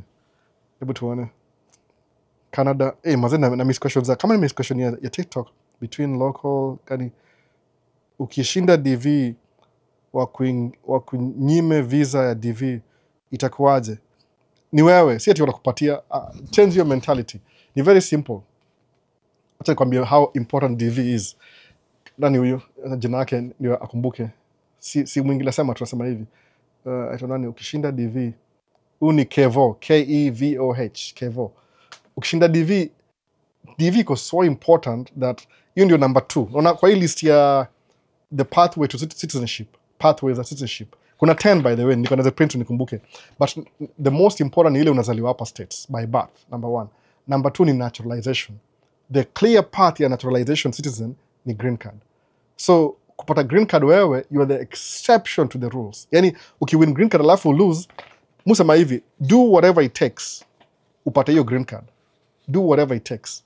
The best way ni ile kauna meet requirement. Unajua requirement ni gani? High school nini? Do whatever it takes. Hata kama utaomba deni uilipe baadaye, omba deni. Kwa sababu ukuja hapa hivi itakupatia ile platform ama opportunity ya kulipa hiyo deni. Na kuguarantee by the way. You understand, United States of America is one of the richest country in the world. Tangu 1960 imekuwa number 1. Iko na so much resources. Paka ile watu samangaje ati the police asamangaje police before niongea na Guru Visuals boy wangu sana. Before sema hivi yani hiyo gana do mpaka wasao kilipa taxes zasaidianga economy with anything by the way. They don't even need your money. That's how rich a country iko. They don't need your tax money. Au tumia taxes zako kulipa ile interest kwa ile loan umeomba kwa Federal Reserve. Na imagine taxes za watu, they use taxes to pay ile interest ya loan wameborrow from the Federal Reserve. Federal Reserve si gava, ni private entity, by the way. Kama wasema jivangi you. That's how rich this country is. They don't even need your taxes.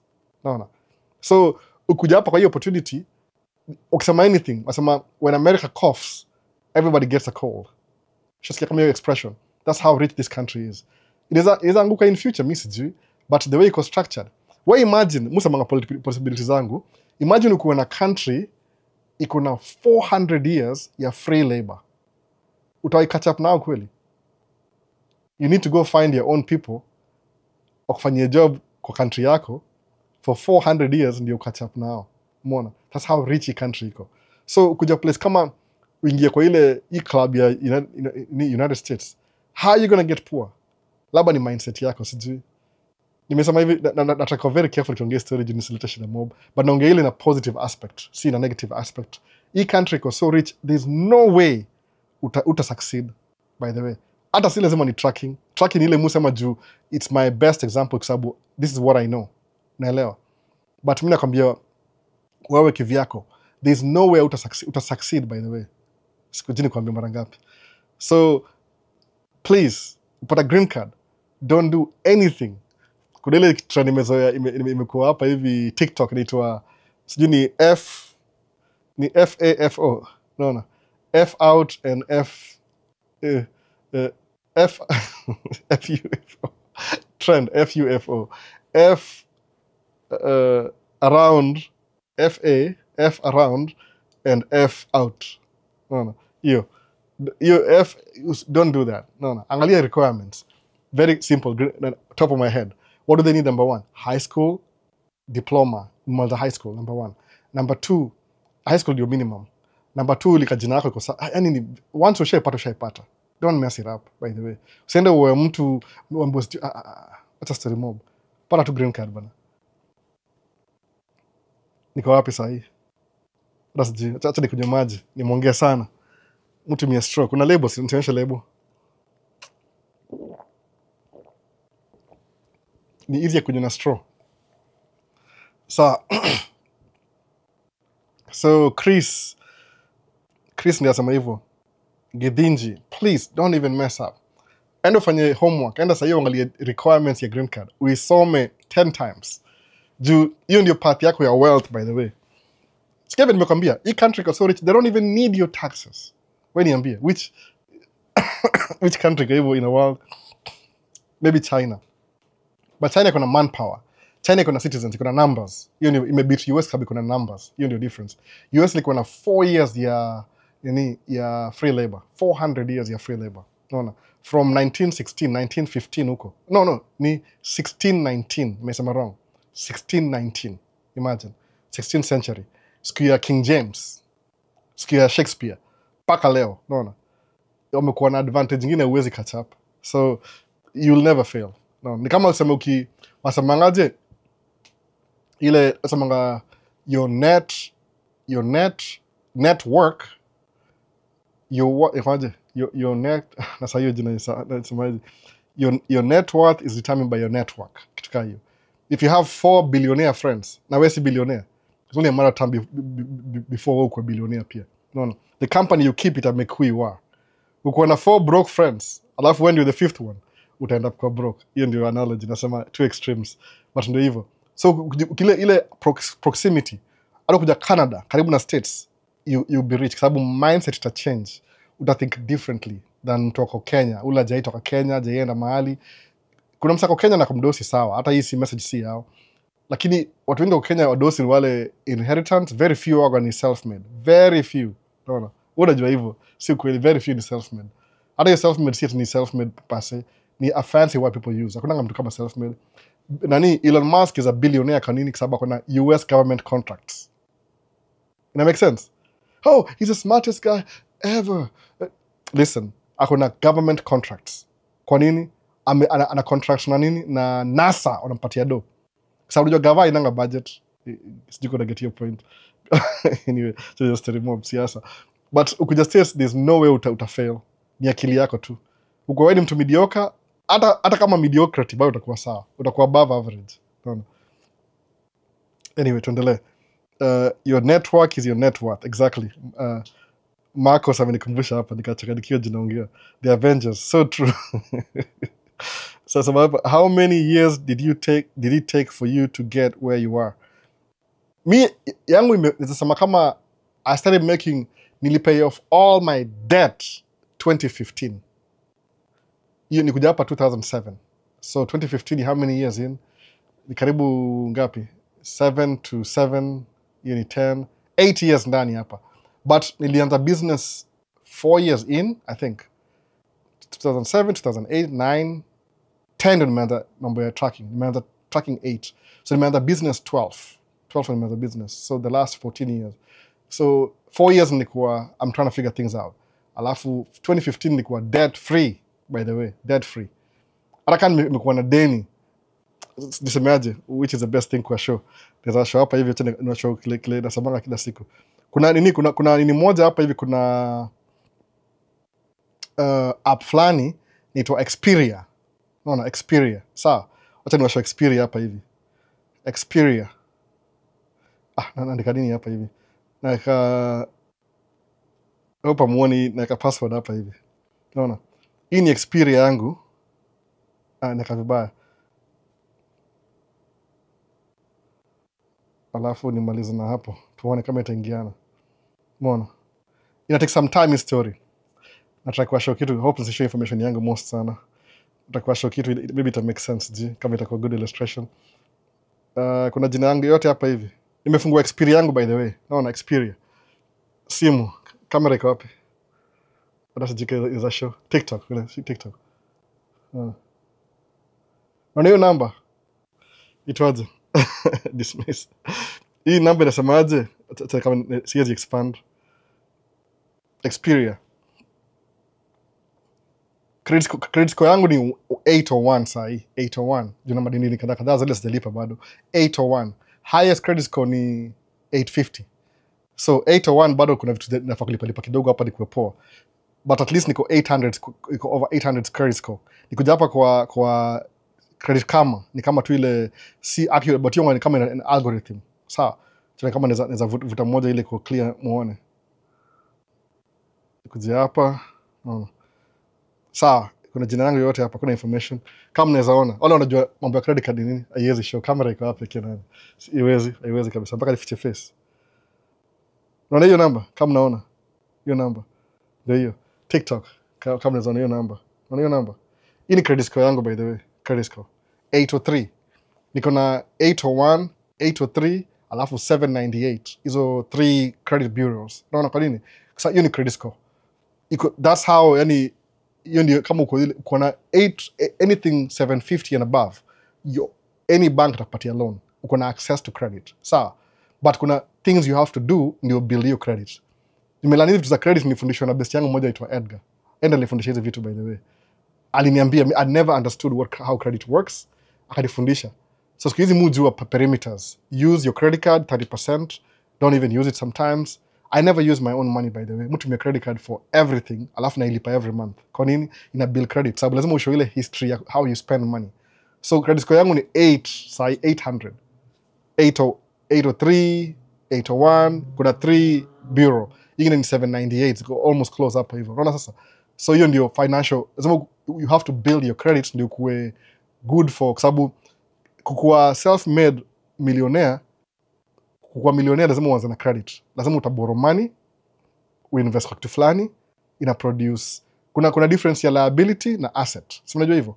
So lazima utaboro money, you'll borrow money, invest in an asset.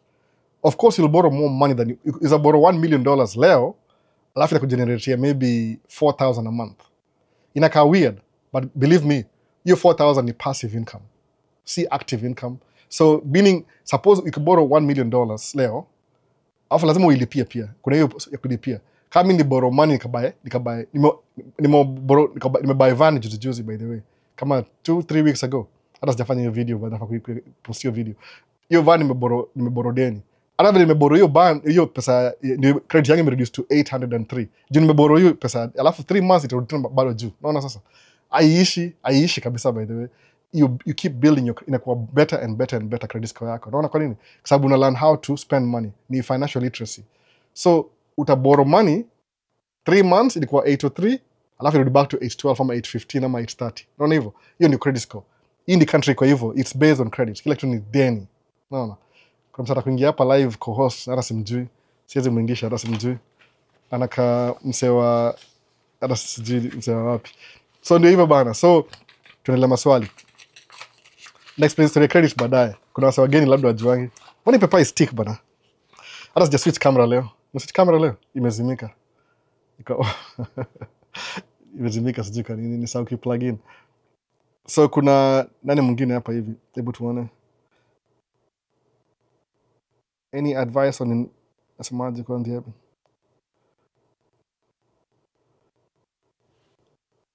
Which bank wapi? Your network is your net worth. Ndio hivyo. Facts. Albo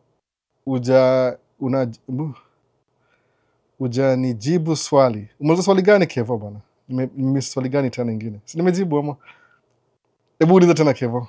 2005.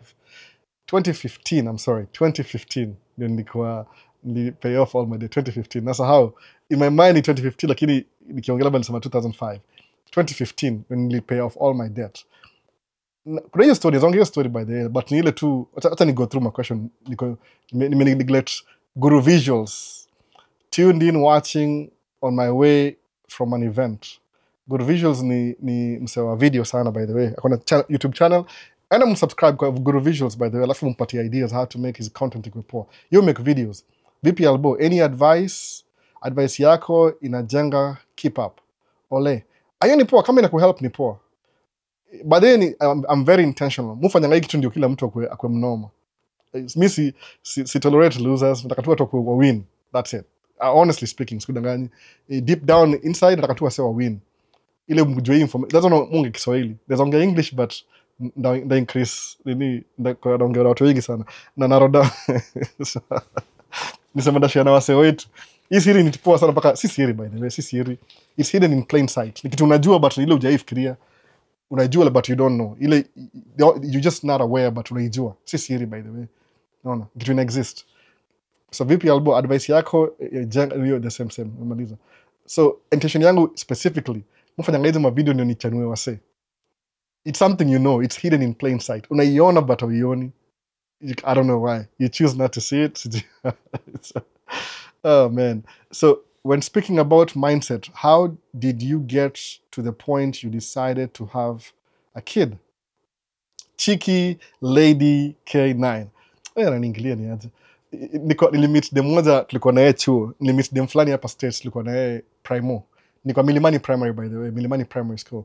So we never really knew each other. Milimani Primary School. Tukameet hapa hivi by accident. Nimeenda kwa party fulani hivi, birthday party na my friends.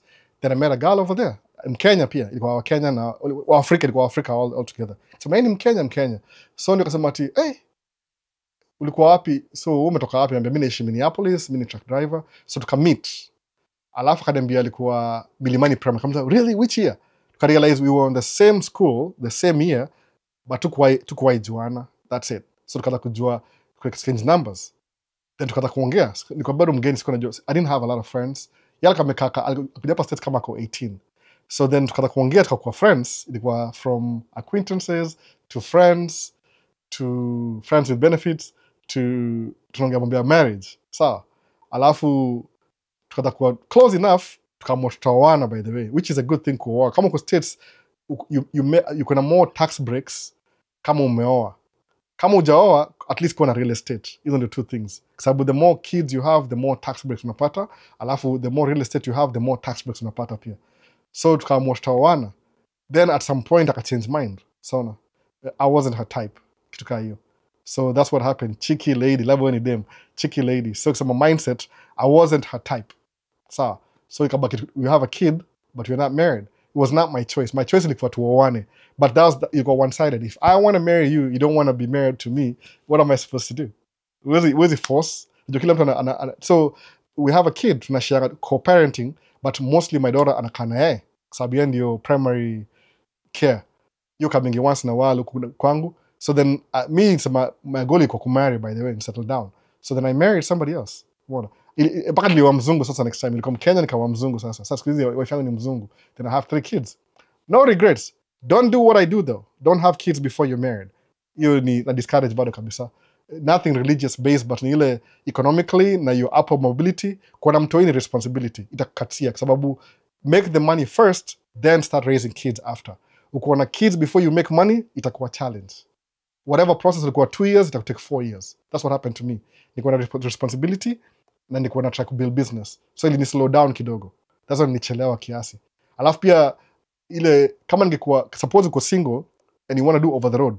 Ingia over the road hardcore 3 years. Save money, invest on real estate. Kuja back to local. So how do you do local even if over the road makes more money, wachia msemina na kuhustle your hustle. Wewe kuja ufanye local. Sasa Cheeky Lady K9. Najalabu ni dem na nilizoi swali sijui. Watasema tu just in case. Si ati ni mindset yangu ilikuwa I was still developing my mindset sahi. But kuwa na mtoi ni kitu it's a beautiful thing. I'm a dad, very proud father of 4 kids. Almost among 4 kids. Hata kama hiyo moja anaishi na mama yake ni 4 kids. So kama unani question mindset, it doesn't mean that I'm better than you. Nimesema so many times you guys are better than me.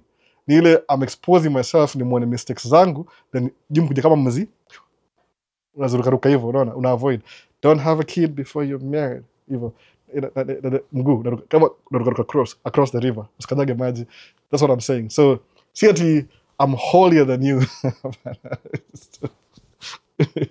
Mini just an ordinary guy, and I do live YouTube. That's it. No. I've made my mistakes. Nimezi own. Nimezi own. So see it in anything. So if I made my mistakes, imagine what will avoid these mistakes. If you avoid the mistakes, guess the difference. Utakuwa wapi wewe? Utakuwa 10 times richer than me. Kama mini rich, that is. No. Listen, I'm doing okay. So hello, money is the key to happiness. True, kabisa. Money is a key. Sabu, if you want to be happy, happiness in a cost money. So you need to have money so you can be happy. It's one of the ingredients, by the way. See overall, but it's one of the ingredients. But believe me, all dem na una pesa unakilia fanya. Kama wewe ni chali, ama kama wewe ni dem oleona chaliana do, alafu niambie kama mtafurahi. Mtaka mna discuss kila siku how we gonna eat, how we gonna sleep, what's gonna happen, ile uta lose hope, alafu utakuwa na itongaje regrets. Wacha ni adjust camera, ni nisumbua kichwa kidogo. Samahani kidogo. Hii camera mazee, hii recording hii imeanza vibaya. Kama sijai adjust vizuri. Nisumbua kichwa sana hii. Alafu nirudi hapa. Go missing. Mwana hizo ni zangu za Vikings. Nimevaa shorts juu niko hapa hivi downstairs. Saa iko poa saa hii na ni track. Iko na track sijui nini iko. So Duke of E10, E10. Watu wa mbio hawa. So ni mwacha swali yote kando. 1 hour 30 minutes. Guru visuals. Keep on working. Thanks for the inspiration. Kabisa bana, kabisa. YouTuber. Yeye ni YouTuber. Guru Visual. Ndio jina lake. Guru Visuals. Tafuta YouTube channel yake. Wende watch. Msana anajua mambo ma camera sana, by the way. Yeah, unlike me, you do hizi vitu for a living. So anajua more. Anajua ku-edit video kila kitu. Ana mumfuate bana.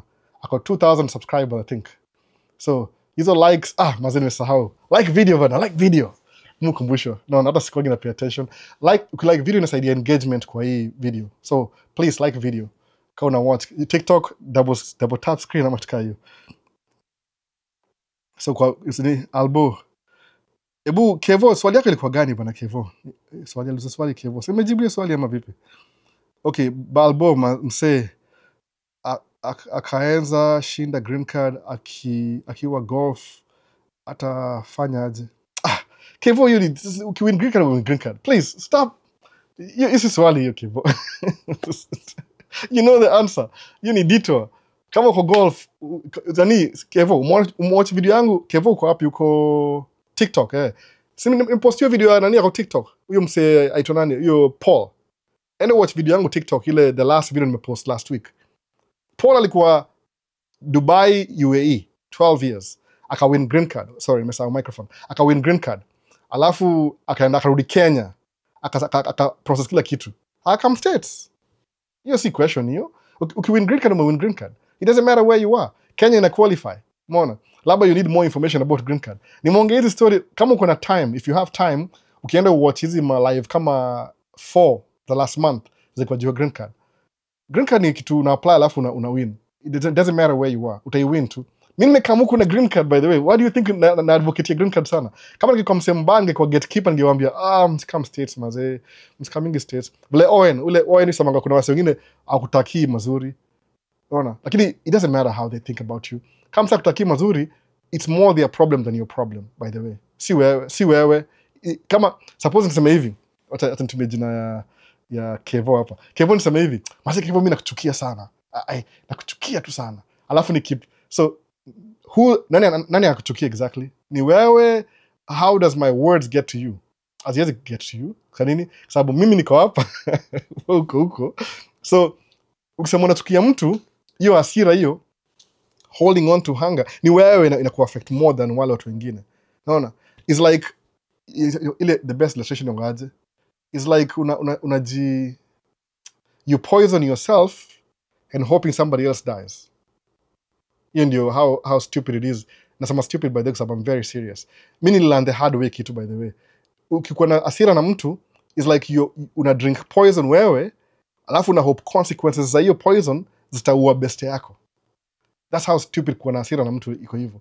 Ni kitu yani irrelevant. Ukiwa na hasira na mtu, it's more your problem than their problem. Half the time, mama, 90%, 99%, they're not even thinking about you until wakuone. So musamanga hivi, technically I don't have enemies, by the way. Kwa nini? Sina hiyo space ya kuwa na enemy. Sina hiyo space. Muy empty. Kama sasa hivi niko na dere moja amenisumbua kichwa sana, dere wangu juzi hapa hivi. Hata bado yuko. Imagine alisema I'm done. Akaniletea funguo akanipatia. Alafu nikamwambia okay sawa, that's good. Oh, you didn't okay. 1 week kapita. Hey, do you have work? I'm yeah, I've had work for like 1 week. So tell Maisha, hey, kuna job, hey. Why didn't you let me know? So many bring a key and you're done. So please. Salif kinipatia key ajam na mimi, hiyo hasira yake itani affect mimi. No, mimi niambia tu say, oh, is the track available? Track is not available. Okay. So na job ya track mbili, I can only drive 1 track at a time. What did I do? Nikasema it's not available. So I miss 3 days. Najua 3 days ni how much kwa dereva wangu? Hiyo ni 750 minimum. So I lose almost $1,000 juu ya hasira. Did it affect me in any way? Please. No. Nasema ile jina something please. No. Kuna jina mbili ile ngoma ile N please ama B please. No. Yani N please. Nigga please. Hiyo. It doesn't affect me in any way. Ulisema you're done, ukaniletea key. Is the track available or not available? Uka lose 3 days of work. After, oh, is there, yeah, say, kama unajua uko available, kaa na key. It doesn't benefit ukipatia key. If you want to work, kaa na key. Kasabi job ni local. Sometimes ni juu ya weather, kumenyesha, kuna snow. Hakuna job juu ya snow. Si ati ni mimi, ni off season anyway. Season imeisha by the way. Tuko off season sahi. Labda nakuwa na more time ya kudo video, maybe, sijui. But I want to read more books. Sijisoma book more this year.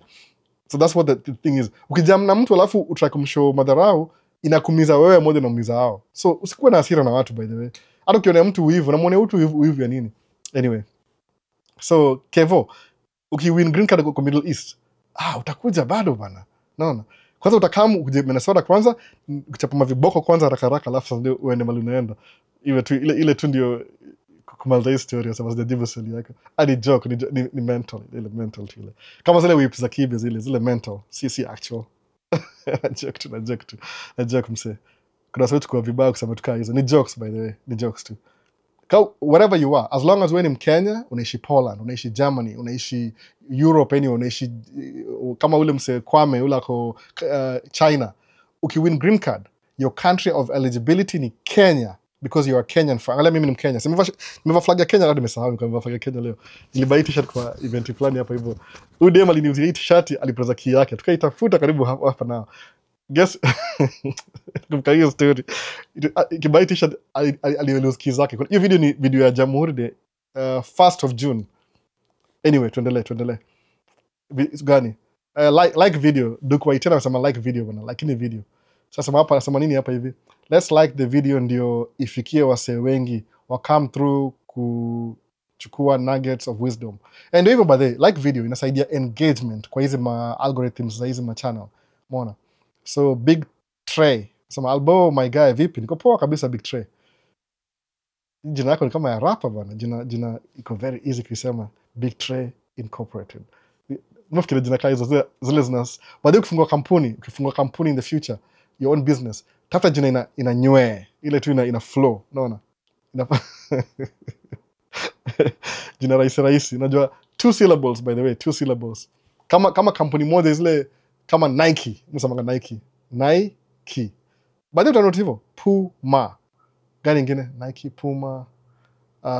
Itongaji lingine ile naiona hapa hata sasa kusema jina. Iko ile shati pale sahi. Nike, Puma, Adidas. 3 stripes. Adidas ni story mob, but iko ile 3 stripes, Adidas. Hiyo story ya Adidas inanifurahisha by the way. Unajua mse wa Puma na Adidas walikuwa brothers. Walikuwa brothers by the way. Adidas na Puma walikuwa brothers. Brothers kabisa madamu. Walipigana mazee mpaka wakanini. Anyway, story mob, hiyo story nyingine Adidas na Puma. Same company from Germany. Wali break up through after Hitler. Unaona? Walikuwa wamechukiana na ni mabro. Chukiana vibaya sana. Unaona? Sasa swali gani nyingine in the which side? Tuende TikTok na mazana naye hapa ilikuwa wapi? Hata nimeluzia nini? Nimeluzia train ilikuwa wapi? Kwa hata nianza na chini juu nimelose ile maandika kabisa. Likuaje? Unanitumia kama example. No offense. Si example. Ni jina, nimesema tu jina yako by the way. Ni jina. Kama uko Middle East, wewe pata green card kuja hapa hivi. Alafu kichapa viboko, alafu ndio uende. Kama unakwenda kwa Arizona, nasema tu hivyo. Ni country of eligibility. Ulizaliwa which country? Na qualify uta go through. Sijali sana. Ni swali poa kuuliza. It's a very good question. But nakwambia tu ile hata si question na brush through sababu ni very easy answer. Ile ya Canada ndio mimi sijui. Canada sijui kunaendaje. Lazima niende kustudy vitu za Canada. Na sinanga time poor by the way. So suppose someone wins the DV lottery. Are you willing to guide someone through the tracking industry? Mimi sitakuguide by the way. Sina time kabisa. Sina time. What I'll do ni hivi. Lazima ukue do your research. Before you kuja hapa hivi states kuna 1 month ya kudecide. Don't listen to so many voices sababu kila people will tell you, kiuliza mtu advice. Hey, unaonaje your tracking? Utapewa maoni. Msamanga hivi. Mimi sikuagi nafundisha mtu tracking ati ile nipigie simu to discuss, waste of my time. Unless nilipe for that time. Kama unalipa $200 an hour, ndakaa chini tuongee na wewe. It can be everything. Ina make sense. 200 ndio ikuwe worth your time. Juu umenilipa. I'll make sure nipatie kila kitu information step by step. But the best thing ile, do your research. Angalia, do you want to do over the road ama do you want to do local? Mimi personally prefer local, personally. Lakini tracking ni kama is what I know. Si ati kuna tracking pekee. Maybe wewe ni scientist, maybe wewe ni doctor, maybe wewe ni dentist, maybe wewe ni public speaker, maybe wewe ni lawyer, maybe kuna different things. Ile tu hiyo principle ya biashara ni the same. Kukua financial literacy is the same thing. Example yangu ni tracking. I don't want everybody to be a tracker. Ni ile tracking is so easy, anybody can do it. Hiyo ndio difference ya tracking. Sababu mimi naifanya, mimi Joyce Raisi, dama ska mimi naifanya. You can do it. You can do anything. Ile even if you're making 200,000 a year, utumie principles za finances, lower your bills, invest. Sababu kumbuka kuna assets na kuna liabilities. Always invest na assets. Itakuwa uchungu, it's against your body, against your will by the way. You're fighting against yourself. Unaenda unaangalia Range Rover hivi na iangalia. Hii mpya kwanza, hii Range Rover mpya. Unafinya button hivi, ile handles zina pop out hivi. Zimejificha. Zina pop out. Alafu unafungua mlango unakaa ndani. Ile steering, ile screen, hiyo leather hapo hivyo juu iko brown. Kiti ziko brown. Unakalia kiti hivi kwa massage paka, yani kuna speaker paka hapa nyuma speaker. Kuna speaker hapa juu. Kuna subwoofer chini ya kiti. Subwoofer by the way. Chini ya kiti. Unasijui ni 28 speakers kwa gari. Ile nikiongea na wewe hivi, niangushe kalamu, unasikia hiyo kalamu ikianguka. That's how good your gari iko. Ile imefanywa sound engineering na the best audio whatever. Sijui tuangaje audio yake. Maybe ni ile sijui hata nimesahau jina yao ni gani, signature. Wamefanya research how it sounds kwa gari. Sound inatoka from everywhere. Hata kupata accident hivi, gari yenyewe ina insulate from your accident. Au sikia ile bang, ina play some tune ndio usipata hiyo impact. Say, epitome of technology, Range Rover. Ni how much? 300,000. You're making 200,000. You want, unambia tu dealership, take my money, please, take my money. Nipatie hiyo gari, take my money. That's how good marketing they are kwa hiyo gari. Alafu, you have to go against yourself, useme bala kunua Range Rover ya 200,000, ndana ni invest na real estate. Wani wazimu nini? Okay, in context. Msipata hiyo patia wazimu. Alafu seme, I will hold on. Uchungu yote, isongaje, my body, nizeje, my soul is willing, but my flesh is weak. Ama my body is just Bible, itongaje. My soul is willing, ama ni nini, but my flesh is weak. No. Useme, when they're against yourself, bala kunua Range Rover, depreciating asset by the way, itaharibika after. Range Rover, they never make it past 50,000 miles. Ile warranty kisha hivi, problems naingia immediately. It's meant to be like that. Sababu ni gari ya wadosi. Ni gari disposable by the way. You pay more, you're paying for the brand na hiyo technology. Alafu unafogo hiyo story yote, unanua Range Rover depreciating asset. Ukidrive from the dealership hivi, ime lose 50,000. Iko 150 imebaki. Alafu ndio uende ushow off. Utashow off kwa watu the first time. tusimie jina nani? Jina ya Kevo ama jina Joseph iko hapa, Joseph. Tuseme Joseph Range Rover. Oh, Joseph. Maze Joseph, gari yako ni poa ni aje? Hebu to make video nayo tumalize tu post. Tusahau. Kesho kuja na Range Rover. Hii ni gari ya Joseph bana. Tusinajua Range whatever. Tuseme maze nikani nimeluza attention na wase. Hii gari maze bambi wase sana. Acha ni buy nyingine. Useme I don't want this car anymore. Kwambia ilikuwa 200,000 we'll give you 100,000. Damn it. Ushaluza 100,000 already. Unarudisha na poa nyingine Bentley. Unakam naye tena show off. No. Your soul is willing but your flesh is weak. Ukisema tu acha nivumilie kidogo. Nichukue 200,000 ya down payment, ninunue 30 units apartment. Mahali hapo hivyo. Alafu we remodel for 2, 3, 4 years. Alafu by the way after 2, 3, 4 years when you're investing on real estate 30 units, income yako itakuwa cash flow maybe 50,000 per month. Maybe nasema tu ile on the higher side. Range Rover payment ni I don't know 200,000 ni how much? Sijui 5,000 a month ama 5,000 a month maybe. Una clock 50,000 kwa real estate. Umevumilia 4 years. Which one is more gani kuna longevity? Ni kununua Range Rover sahi depreciating asset will lose 200,000 will lose 50,000 ukisha drive off the lot, ama invest kwa real estate 4 years from now. Guess what? 4 years from now kutakuwa na Range Rover nyingine 2028 Range Rover iko available. Itakuwa na all those features plus more. Itakuwa na AI. Range Rover, drive me. Niko drive. Range Rover, please call my wife. Range Rover, tell my wife whatever. Unaiambia itakuwa na AI. Na imagine too by the way. So unaimisai itakungojea pale 4 years from now. But next time 4 years from now, buy Range Rover brand new, utaenda ulease. Naona? Unalipia 5,000, but 5,000 ni tax deductible. Kwa nini? Kwa ujui inamaanisha nini, utajua baadaye what that means. Tax deductible. Inamaanisha your business pays for your car, alafu una write off na ulipi taxes. That's what it is. Umeona sasa? So kivumilia 4 years sahi, naona? Hata kama your body is weak, your flesh is weak, your body is willing but your flesh is weak. 4 years from now Range Rover bado iko. Utaibuy anyway. Ni 4 years sahi, delayed ile tu in the beginning, alafu baadaye utakuwa sawa. Umeona? That's what it is. Si rocket science. Vumilia tu. Mimi nivumilia. Niliendesha Toyota nini? Ilikuwa nini? Audi, ilikuwa Toyota Camry, Audi A6, bike by Q7. Hata sasa why did I buy Q7? Sasa nimenunua van. Van iko more practical. Kwa nini? Ina viti mbili na sina car seat. Ina steering nyingine pia ya kuhepa mama na watoto. Itakuwa hepa ningia kwa van nasema I'm just going to do whatever. Na nakutembea tu nipate steps zangu. Naona niko na iWatch. Track manini zangu steps na iWatch ndio hii hapa hivi. Nilibuy car 2 weeks ago. Na track nimeachieve hizo magoli. Najua kama leo niko sijui niko karibu goal yangu ya kuna hii circle hapa hivi niko karibu 3/4 already. Na sasa hii ni saa 6. Naona. So delay itakuja tu. Sisi we avoid. Naona. Utakuwa weak baadaye while you're getting paid to be weak. In your point. Tuendelee bana. Hiyo Range Rover mazee hiyo washawase sana. Bro akasema hivyo, bro akasema nanunua BMW alafu nanunua Range Rover. Na mtanga bro ni aje nataka kununua Range Rover. Sioni sahi. Nataka kununua kama Cadillac Escalade, nilizofanyia kazi limo. Sasa ameanza kuongea business sahi. Ile Royal Flash ishatoka already sahi. Sahi amecrystallize. Boom. Naona. Ile Flash is weak. You'll do it anyway. Bakumbuka ukibaya hao kwanza asset, Range Rover ni liability in the beginning. Baadaye after 4 years Range Rover itakuwa asset pia. Kwa sababu you're buying it, you're driving it, you're paying for it, but iko na benefit besides iko tu liability. Umeona? So delaying gratification sahi. Alafu kuwa na hiyo principle from the beginning. Jose umesikia tuned in. Hiyo inamaanisha hivyo. Kama hujui hizo mawazo zinamaanisha nini, zichukue kwa hizo mind hizo, ziweke kwa shelf mahali. You'll need them later. No.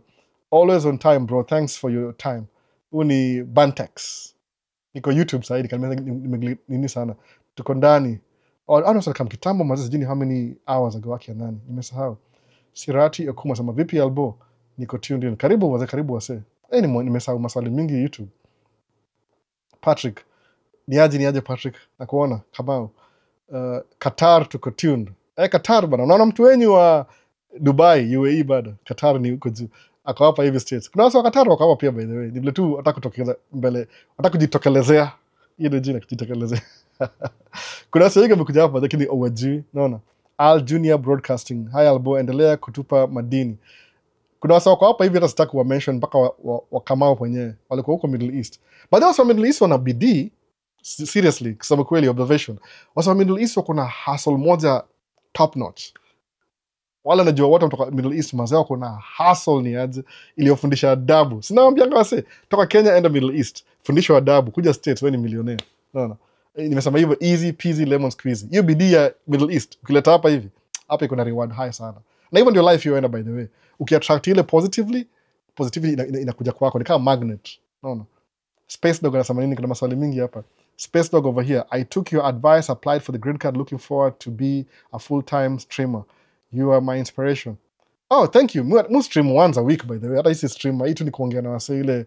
No, I don't have any friends. I'm very lonely guy. Nakakwa basement naongea na watu. Mu utaka kwa karibu na watoi wangu. Wako hapa upstairs. Sasa siezi enda mbali sana. Kama sahii ni lunchtime, wako na lunch already. Ndio wachia lunch mapema leo. Unaona? Hii ni poa mazee, Space Dog. Anything you want, anything. Si tracking peke yake. Tracking ni ile tu. That's my personal experience. What come decide what you really want to do. It's up to you. Naona, si mimi. Unajijua. Naona.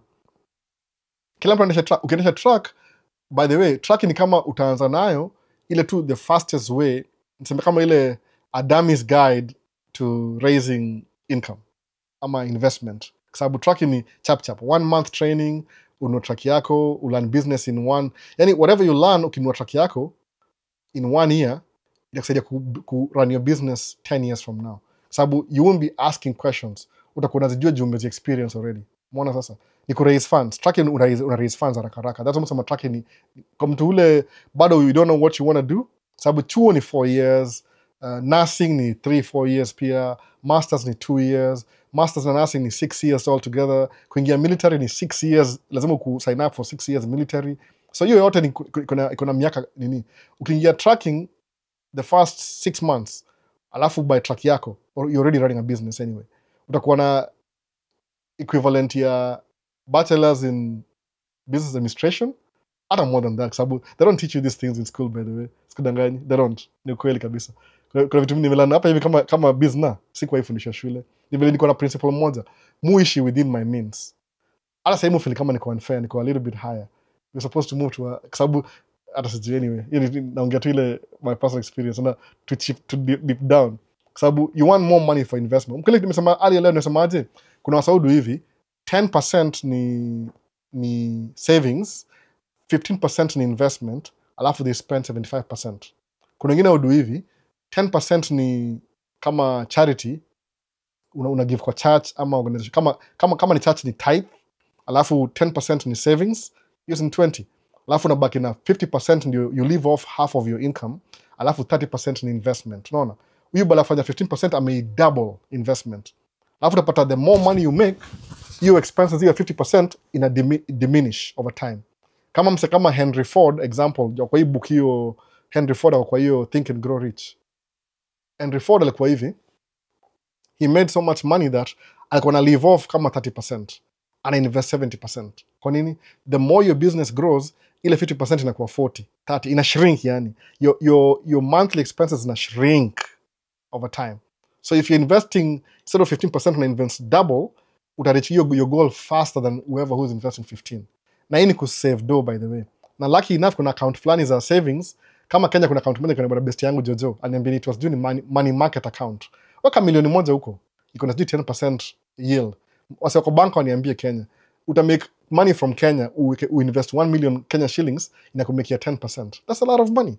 Fungua kadhaa kama hizo kubuildia, sababu the whole idea investment ni hivi. Hiyo 15% una forgo from your expenses, bala kuenda trip Disneyland, ama kuenda whatever you want to do. Ukisave 15% investment, una invest mahali where your money is working for you. In very simple terms, your money starts working for you. City, you're always working for the money. Now your money is working for you. Hiyo ndio maana ya passive income. Ile you're not working for the money, your money is working for you. Alafu ukiendelea na hiyo trend, itafika some point your money is working twice as hard for you than you're working for the money. Alafu endelea hiyo trend itakuwa your money is working 10 times harder than you. Paka unashindwa, what do I do now? Sasa unanunua hiyo Range Rover sasa. Unanunua boat, unanunua Range Rover. Kuna best yangu fulani akona boat. Ananipigia simu, "Hey Albert, do you have time today?" Naambia niko job. "Why?" "Niko boat." "I thought you were free, you come join me." Shindo msee bana, mimi niko job bana, kwenye boat. Ikaniwasha. Saa 3 asubuhi kwa boat. Yaani ameenda kwa boat ni rahisi by the way. Kama kuna hizi magari kama GMC. Yaani boat kubwa by the way, si boat ndogo. So una hook up kama trailer, alafu una drive kwa lake. Kwa lake hivi, kuna ile place una dock, una back up, una reverse, itoka reverse. Alafu una dock. Alafu unaenda park gari na hiyo trailer yake. Then kama unaingia kwa ile dock, unaingia ndani. Una madishi yako, kuna whatever, nyama choma. Unaenda kwa boat katikati ya lake hivi, alafu unasimama. Alafu unaianka na choma nyama hapo. Aki ya nani? Saa 3 asubuhi AM. No.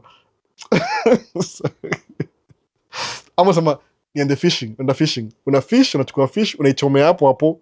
Hapa ni kuna fish gani? Kuna walleye, Minnesota kuna walleye. Kuna jina mingi zingine. Tilapia pia iko baadaye. Tilapia bado iko pia. Uko Lake Superior, freshwater lake. Anyway, ndio hiyo basi. Kuna wase wako wanadu hivyo, wanamka asubuhi wanaenda kwa lake. Kwa nini? Their money is working 10 times harder than they're working for the money anymore. At some point when you retire, ukianza kuinvest on assets, your assets will retire you from working for money. Your money will be working for you 10 times harder. Itakuwa 1 times harder, 2 times harder, 3 times in a multiply. Unaona? Ile exponentially, hata si ati additionally, exponentially. Inakuwa 10,000, inakuwa 20,000, inakuwa 40,000, inakuwa 80,000, inakuwa 160, ina multiply, by the way. Sasa, hiyo ndio passive income. So kama huyu alikuwa anaongea story gani? Mimi Kenya hapa na kula ngumu. Anza na Middle East kwanza. Uende ujifundishe hustle. Alafu kuje either States ama ulisikia vile Paul alisema. Paul by the way, sikumpatia script. Mimi tu Paul niaje na naona fuel. Siniku interview kidogo tu haraka. Juu ya nini niambie tu vile come States. Niseme nini niambia ndakupatia na kuuliza swali alafu wewe ujibu. Nikampatia microphone. Hata ikuwa tuko prepared. Liko tu ile akifuel. Simunga kwa fuel. Nimefika tu ile bahati kusema hata anachelewa ilibidi aende. Naona. Watu wa Middle East wakuja States au wagana bidii ni kama wako preset already. Sijui kwa nini. Najua kwa nini, but nasema ile mtu wote mpata alikuwa Middle East ako na bidii fulani. Yaani wako na ile wako na hustle. Hustle yao ni strong mbaya sana. Kuna demo moja nilipigia simu by accident sijui ni 3 weeks ago alikuwa Middle East. Tukaongea namwambia apply green card. Sijui kali apply but ni kama alikuwa job kitu kama hiyo. Sijui ni call back nimuulize. Sijui hakuamini maybe I don't even know. Sikumbuki jina yake lakini na namba yake ya simu. Alikuwa kama ako niko na huyu atakusikia. Maybe ako job ama maybe ali check out. Ajui naongea juu kwa sababu kama una hustle Middle East alafu kama na hiyo hustle States. Akia nani msee? Akia nani? Hapa hivi mtu ilipona. So lemu hustle amka saa 10 na amekama ngiri moja per day. Over ngiri moja per day. Je, kwa amka saa 10. So kuja hapo amka saa 10 na una watoi. Moga na zile niko na limitations. Kuna vitu siwezi do. Kama weekend siwezi do job juu na watoi. Tuwezi afford babysitting. Na pia ile, you don't want somebody else to raise your kids. Unataka pia ukuwe na hao, wapigane, ujue. Yani, you want to know your kids. Kana wajua, yani, to some degree. So, I didn't know we could do that. Anyway, tuendelee maswali. Kevin Otieno, niaje albo, niko ndani, watching from Kisumu, KSM. Kisumu Dala. Priscilla Zawadi, kuna wanawake who drive hizo truck. Of course, Priscilla. Nasemaje, what should I do? Kuna dem fulani ni Mkenya, but I don't think anapenda ile ni private. Ndamuuliza tena, nimuuliza sema hapana. Kama atakubali sijui. Na namba yake ya simu. Ndamuuliza kama atakubali. Kuna dem au drive truck. Kuna madem wana on truck. Acha niambie example ya ule dem wana on truck. Wife yangu yuko on truck na ana drive truck na kuna license. Wife yangu okay ni mzungu lakini ni mdem bado. Wife yangu yuko hivi, alipata license yake class A, ana drive truck ya class B, ana on truck, ako shule amemaliza psychology na graduate next month on the before Uhuru Day. The last class ni December 13th after Jamhuri Day ama ni itongaje Independence Day ya Kenya itongaje ni Saujina. So wife akona truck yake, akona license, amesoma psychology, amegraduate, sasa atarudi atafute kazi and she'll be running the truck business on the side. Ana kampuni yake ito Dino Cave. Unaona? So madem gari ni kama ndapatia example. Ni kama kuendesha gari ya kawaida tu truck. Si big deal. Unaona? Si big deal kabisa. Kuna madem wao wanashanga school bus. School bus is worse than trucking. Sababu school bus kuna watoto karibu 30, unadeal na watoto wanapiga kelele, wanapigana. Trucking ni mchanga. You don't even talk to anybody. Wife ali get license akianza kama na school bus driver. Wanawake wanafanya hizi vitu bana. Kuna difference. Same thing. Exactly kile nakwambia saa hii, labda itwa man cave. Haimaanishi man cave ni ile tu, ni hii. Man cave ni location. Si man cave ni location hii. Ni jina tu ya basement. Itwa man cave. Priscilla, watu fanya tracking. If you want, utafanya.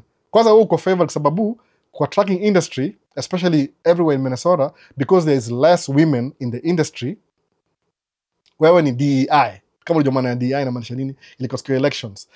The government needs women in business. So wewe Priscilla, ukiingia tracking as an owner, utakuwa na more advantages than mimi, man. Kwa nini?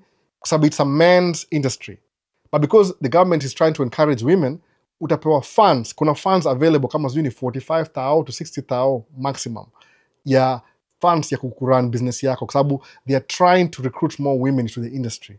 So kama wewe ni mwanamke, kuna funds, grants by the unapewa. Si ati unaomba loan, they'll give you a grant up to 60K for a first time business owner. Uanze biashara. Imagine. Jua ni dem tu, just for existing. Kwa nini? Sababu mademu wanakuwa considered minority kwa hiyo industry ya tracking. So kuna incentive from the government ku-incentivize women kuingia tracking.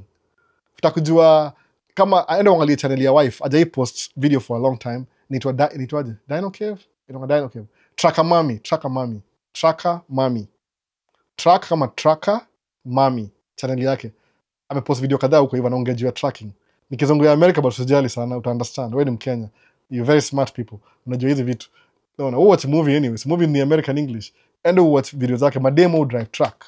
Si ati ni kitu weird sana. Kwani ni nini? Si kama gari tu. Unafinya button drive, alafu una drive. The only thing ile kutantan utajifundisha. 1 week imetosha. Ukienda 1 day job, that's it. Uliza Paul, how long did it take you to do? Niambia Paul, ukienda jobs kia kwanza. Alafu urudi the next day. Alafu the third day, wewe ni pro. No. There's nothing new. Ni kudrive tu gari. Ina tu location ina change but the same thing. No. How do you control your vehicle? And iko na power steering, iko na hydraulic seats, iko na heated seats, iko na massage. Truck yangu iko na massage. Sijaambia driver though, sababu sitaki iharibu. Mmoja na massage hapa kwa mgongo, massage na heated seats. No. Ni gari ndogo by the way. It's a really nice premium Volvo truck. Utaendesha hiyo gari. Hata over the road utaendesha. Kama huyu demu unajua, hiyo itwa Caro. Jina yake ni Caro. Sasa kusema jina yake yote juu hajakubali, hajanipatia consent. Ako na truck 2 by the way. Unaona? Kuna video moja nilipostingi 2 years ago. Gari yake ilikuwa mbele yangu. Sijui kama ulinotice. Nini kampuni yake inaitwa 254 tracking. 254 ni nini? By the way. Si ni area code ya Kenya? Hata si ulizi maswali. 254. Kwa namba imekuwa 254. Unaona? Nijua huyu ni Mkenya. Ni Mkenya huyo. Alikuwa aitwa Caro. Unaona? Kama namtafuta kama sijui for the sake ni vile mko enough. Madem enough akisema wanataka kujua hii story, namwambia ndio hiyo kuna signature hapo ameside amesema tuambie nini non disclosure agreement. Signing paper msema madem wateme protest kwa hii comment kwa hii video sema madem wote sema tutaka Caro tuambie mambo ya tracking kama dem. Unaona? Hivyo tu. Ataongea labda positive ama negative sijui, but it's something you can do. Hakuna kitu kama Kamala Harris ni vice president America na ni dem. Run for office, lose, lakini run for office. Kuna kama Minnesota hapa senator, kuna ule Ilhan Omar, alizaliwa Somali, ni refugee. Yeye ni house representative hapa America. It doesn't matter. Hata niambiwa na Owen, huyo Ilhan Omar alikuwa classmate wa Owen University of North Dakota or something, sijui ni wapi huko. Walikuwa na yeye chuo. Anything a man can do, nasema tu ile encouragement, women can do better. Kwa nini? Juu awesome mademo awaga more careful drivers than men. By the way, sijui kwa nini. Insurance yoga chini kidogo kuliko yetu. Sisi ni mademo anga pole pole taratibu, carefully, naona detail. So Priscilla, please. It's possible. Kama wewe ni dem, you can do tracking. Ni kuamua tu na kuifanya. Naona. Limitation labda kama kuna watoto, kama your kids are old enough, kama tuseme wako 5, kama hujaanza familia bado, fanya hivi. Kama hujaanza familia na wewe ni dem, anza tracking in the beginning before uanze familia, alafu build hiyo nini. Fanya hivi. Kama wife alifanya hivi, she was doing tracking ndio aelewe industry. Kwa sababu singemwambia tuelewane, unajua ile mambo ya tumezoeana. Nikimwambia tutagombana. So nimwambia ingia tracking kwanza, learn skill. So siku hizi you manage. Yani once you drive for 1 year, you can manage it. Kwa sababu utaki kumanage kitu ile you're not aware. utakuwa yani one of the biggest challenge ya madem kuja tracking ile au samangaje hakuna mtu anawa mentor in the beginning. So ile the best thing ile utakufanya business poa kabisa effectively if you have time. Ingia tracking 1 or 2 years you understand. Hii yetu ya construction doing a little bit complicated. Then we step out, we invest na track my assets, then you can manage people. So ikuwe kama side hustle yako ni managing your business, alafu you do whatever you want to do on the side. Maybe you want to be a stay-at-home mom. Kama stay-at-home mom, kama wife ni stay-at-home mom, ako anasoma psychology while she's a stay-at-home mom na ana run tracking business. Ni masimu tu unapiga masimu tunaona. Si big deal. Ni masimu, maybe occasionally some paperwork. Hivyo tu. Yoni saidi na ile part tuna two different kwa kampuni yake mimi na kampuni yangu. She's a stay-at-home mom and run business yake. Alafu sahi as we speak we are trying to buy a second track. Ya buy moja mimi ni buy moja. All combined tuko na track ngapi? 5. No. 3 and 2. 5. So tuko na track 5 hiyo ni fleet. We can go for the bigger contracts. Sababu tuna numbers, the numbers zinasaidianga kwa tracking. Ukianza ni peke yako, but you want your business to grow. Same concept. Ikuwe passive income, isikuwe active income ati you have to be there for your business to run. Let your money work 10 times harder than you. No. So anza na tracking kama unaanza, alafu build your way. Kama ni nursing, ingia nursing, build your way. Anything. Sikudanganya, hakuna kitu yani, there's no limitation kwa hiyo world. As long as you live and breathe. Kwa sasa manga kila siku ati, hey, me apply green card. Hii ni swali cliche. Mungu akijalia, kama Mungu atakubali. Mse, simu samanga hivyo niko naambia nani kitu last week. So your God, hiyo mtu asema your God, lazima akubali. Lazima aseme I'm not ready. Sioni kama. Wait. Is that the God you worship? Seriously. Musema, kama wewe ni religious, kuna sawa kwa religious nakubali. But kama wewe ni religious, sawa? Kama wewe ni religious, unaamini Mungu. Do you think your God anakuallow? Do you think, is that really the relationship? Even the Bible imesema from the beginning. Kama una believe Bible nasema hivyo. Ama whatever religious stuff. Mungu wako lazima akuallow kufanya kitu. Do you think that's the, ama ni cliche watu wanaongeanga tu? It's something people just say. Akuallow kupata green card, akuallow. Really. I don't believe so. No. Musamanga, as long as you're alive and living and breathing, na unaamini Mungu wako, you're already blessed. No. Yasha do job yake. His work is finished kwa life yako. Ni wewe sasa uchukue ile, ni wewe sasa wewe. Yani yasha maliza, blessings za Mungu zishakutangulia. Ni wewe unafaa catch up. Mimi naamini hivyo. Maybe I'm wrong, sijui, but mimi naamini hivyo. The blessings are already available. Ziko ahead of you. Ni kama watu preachers sama kuna blank check. Ile tu uandike, we sign, uende we cash. Umeona? That's all you gotta do. But sababu watu wengi, the reason why you don't succeed in life, you give yourself excuses.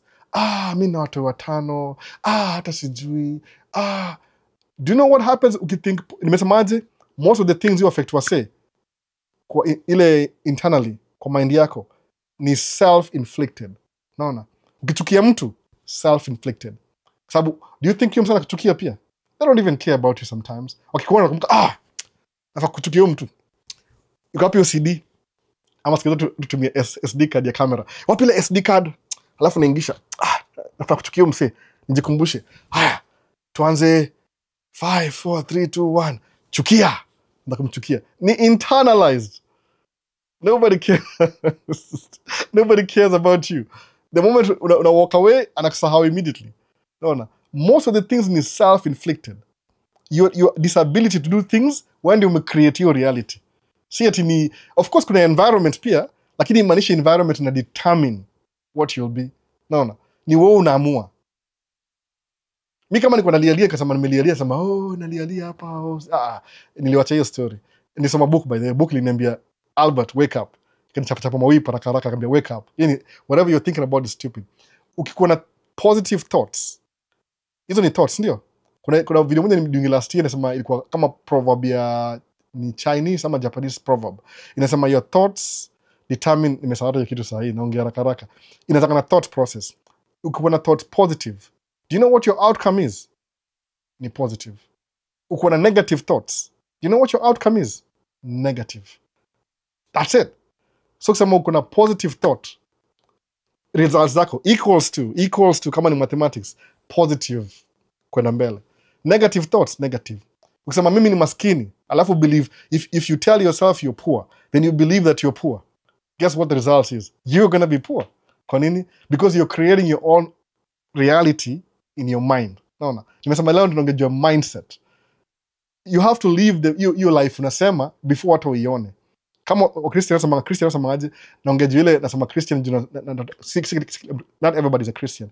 Au sema kama kuna ile faith ni ile you don't see it but you see it.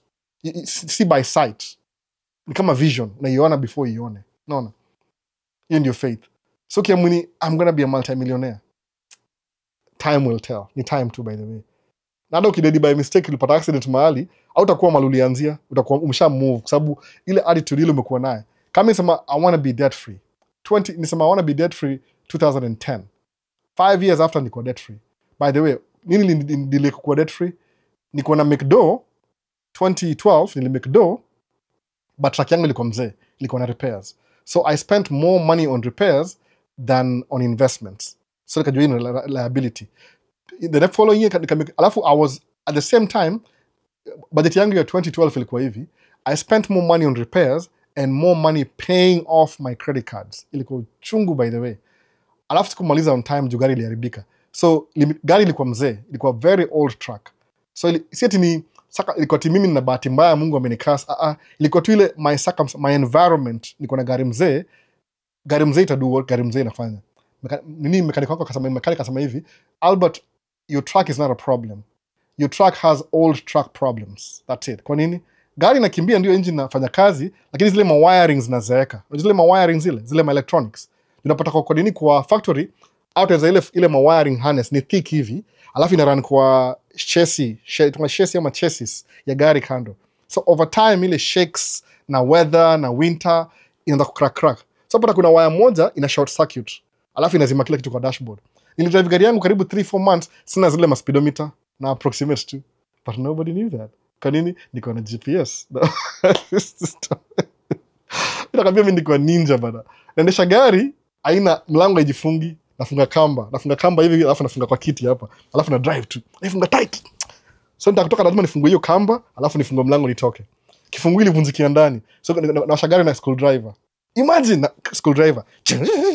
So anybody's a shagari yangu ilikuwa tu kama ilikuwa na master lock na kitu screwdriver hapo kwa sababu kili vunjikia ndani na hata singeitoa. Alafu turn signal ilikuwa I do job, una click hivi, ukiona karao una click kurudisha, tick tick tick tick tick tick, na piga tick tick tick. Ilikuwa survival. Ala sikuwa record hizo vitu, by the way. Hiyo track ilikuwa maajabu. But guess what, hiyo track hiyo mzee hiyo 1985 track international ndio nilipia bill zangu zote. Na picha kama ndio show na post hiyo picha Facebook. Angalia Maisha States Facebook leo jioni ndio post hiyo picha. It was a very old truck. Hiyo truck ilinilipia deni. By the time ilikufa kama I had like enough money to buy another truck. Hiyo mwaka 2015 ndio ilikufa, by the way. Nikabuy truck nyingine sleeper ya pili. May gonna complain. It's like I'm going to work every day. Nili make do mpaka nilikuwa na rent ya 6 months in advance. I've never forgotten that. Because ya best yangu moja kasemanga hivyo, mimi nimelipa rent 6 months in advance. Sikuwahi kufikia hiyo level. But hiyo time nilikuwa na 6 months, nikumbuka hiyo time, mazeni na rent ya 6 months in advance. Kwa sababu ukilan kutumia, ukikuwa na hardship, alafu ulipe deni zako zote ziishe. Guess what you have? Umezoea kulipa deni, so uga broke every day. Then guess what happens when you start making more money? Now you have more money than you need. But you umezoea kujinyima, what do you do with that money? Una invest. No. Umezoea hiyo lifestyle anyway. So ndivyo Priscilla mazee. In short, mademo ingia tracking. Madem si wengi tracking, so ukiingia kuna grants za madem. Utapewa ile minority, sa madem minority. Si wengi sana kwa industry, so utapatia grant. Ukiingia usiingie permanently, ingia temporary. Learn the craft, alafu kuja kumanage your craft kama side hustle. Dekao utakudu nursing, ingia nursing, una run tracks on the side. Alafu if the track will make you more money na wewe ni nurse, invest in real estate. Sababu ultimate goal, mimi personally, ultimate goal yangu ni kuingia real estate. Kwa nini? Sababu in the American business, the most tax write-offs ziko kwa real estate. So kuna real estate is the best investment to have in America. Kwa nini? Ukuna tax breaks kibao. No. Yani kuna, wacha tu. Because everybody makes money in real estate. So kuna ma tax breaks kibao real estate. Hata Bill Gates ana own property. Hata nani, billionaire wana own property. Lazima, hata hawa 15 million, hata waishi huko, ni hao tu wanaiweka ndio write off ma taxes. Naona. Anyway, tuendelee. imedevelop sana kwa sababu nasema hivi siongee juu Priscilla alone, naongea juu demi yote yule anajua tu ako sure kama aingie tracking ama asiingie tracking. Please, tracking kuna grants ziko available. I think from 40,000, I think maximum ni 50,000 ama 60,000 hivi. Sikumbuki poa juu it's not something I do. Wife ana apply, anangojea meeting yake go through, by the way, as we speak, anangojea asha apply hizi vitu ma grant. Alafu grant ni kama income, so usipate 50,000 alafu tume Kenya, usifanye hivyo. Hiyo ni income, so you have to explain how you spent the income at the end of the year. Usema ati nimekuwa tajiri, ni grant. Hiyo ni income, so it's part of your income kwa business. So kifile taxes, kuwa very careful how you spend your income. Invest in business kwanza. Usiende kusema ati ninunue gari mpya utajiletea shida. Jini grant ya gava, uchezangi na gava vitu kaa hizo. No. Kwa grant ya business, itumie kwa business. Tuendelee. Hii ni just ile caveat kidogo tu. Albo, unajua story ya military? Si sana, but najua best yangu mmoja kwa military, nawaambia baadaye. Kuna wase wengi wa military. Nani YouTuber yona military nani? Kuna wase wengi sana, by the way. Kuna demo moja nimepata nini TikTok ako sijui US Navy. Sijui kana ongea hizo story. Natafuta hiyo link yake alafu muende mumsumbue na maswali. Mtoanisha awaambie kila kitu. So sijuangi story mob na military. Mimi sijaingia military, by the way. Kama niko too old for military. I think age I was ningeingia but niko towards the edge. Unless ninge kama professional hivi. Beat up albo Paul akofiti. Hiyo ni poa. Paul yuko poa, by the way. Paul ako determined. Mimi nakwambia Paul, acha ako level nyingine. Sikudanganyi. How to deal with black tax. Hiyo black tax ni kawaida tu. No. Fanya exactly what I did. Mimi niko na goal yangu ya kwanza ilikuwa hivi. When I started making money, invite family yangu yote hapa. Wako hapa wote. So mudi ile makuzo na yani ile si familia immediate, ni makuzo na maanko iko nje ya hiyo circle. So bring family yote hapa hivi, kuwa na hiyo objective, tutaleta wote hapa hivi. Madhe yuko hapa, Mbui yuko hapa, bro, sis mwingine. Wote wako hapa hivi na watoi wao. So hakuna black tax. No. Black tax iko hapa. Wanajitafutia wao wenyewe. Niliwahost tu one time wakajua njia wakaendelea. Umeona? So usijali mambo ya black tax. Just make more money. No. Vincent vipi nakuona hapa? So kuna Jeff Washira na kuna Albo, if I visit the States, can one hypothetically register for a business within the 6 months of status, assuming you need to be paid through the business for business credit?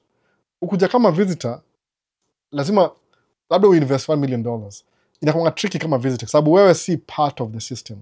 I think you can open a business, lakini itakuwa more lengthy process than mtu anakaa hapa ule resident. Itakuwa more, they'll have more requirements. Kama uko na hiyo raw, you can do it too. And depends what kind of business. Kama wewe ni YouTuber, that's the best business. Sababu YouTuber, you create content, uza create content anywhere.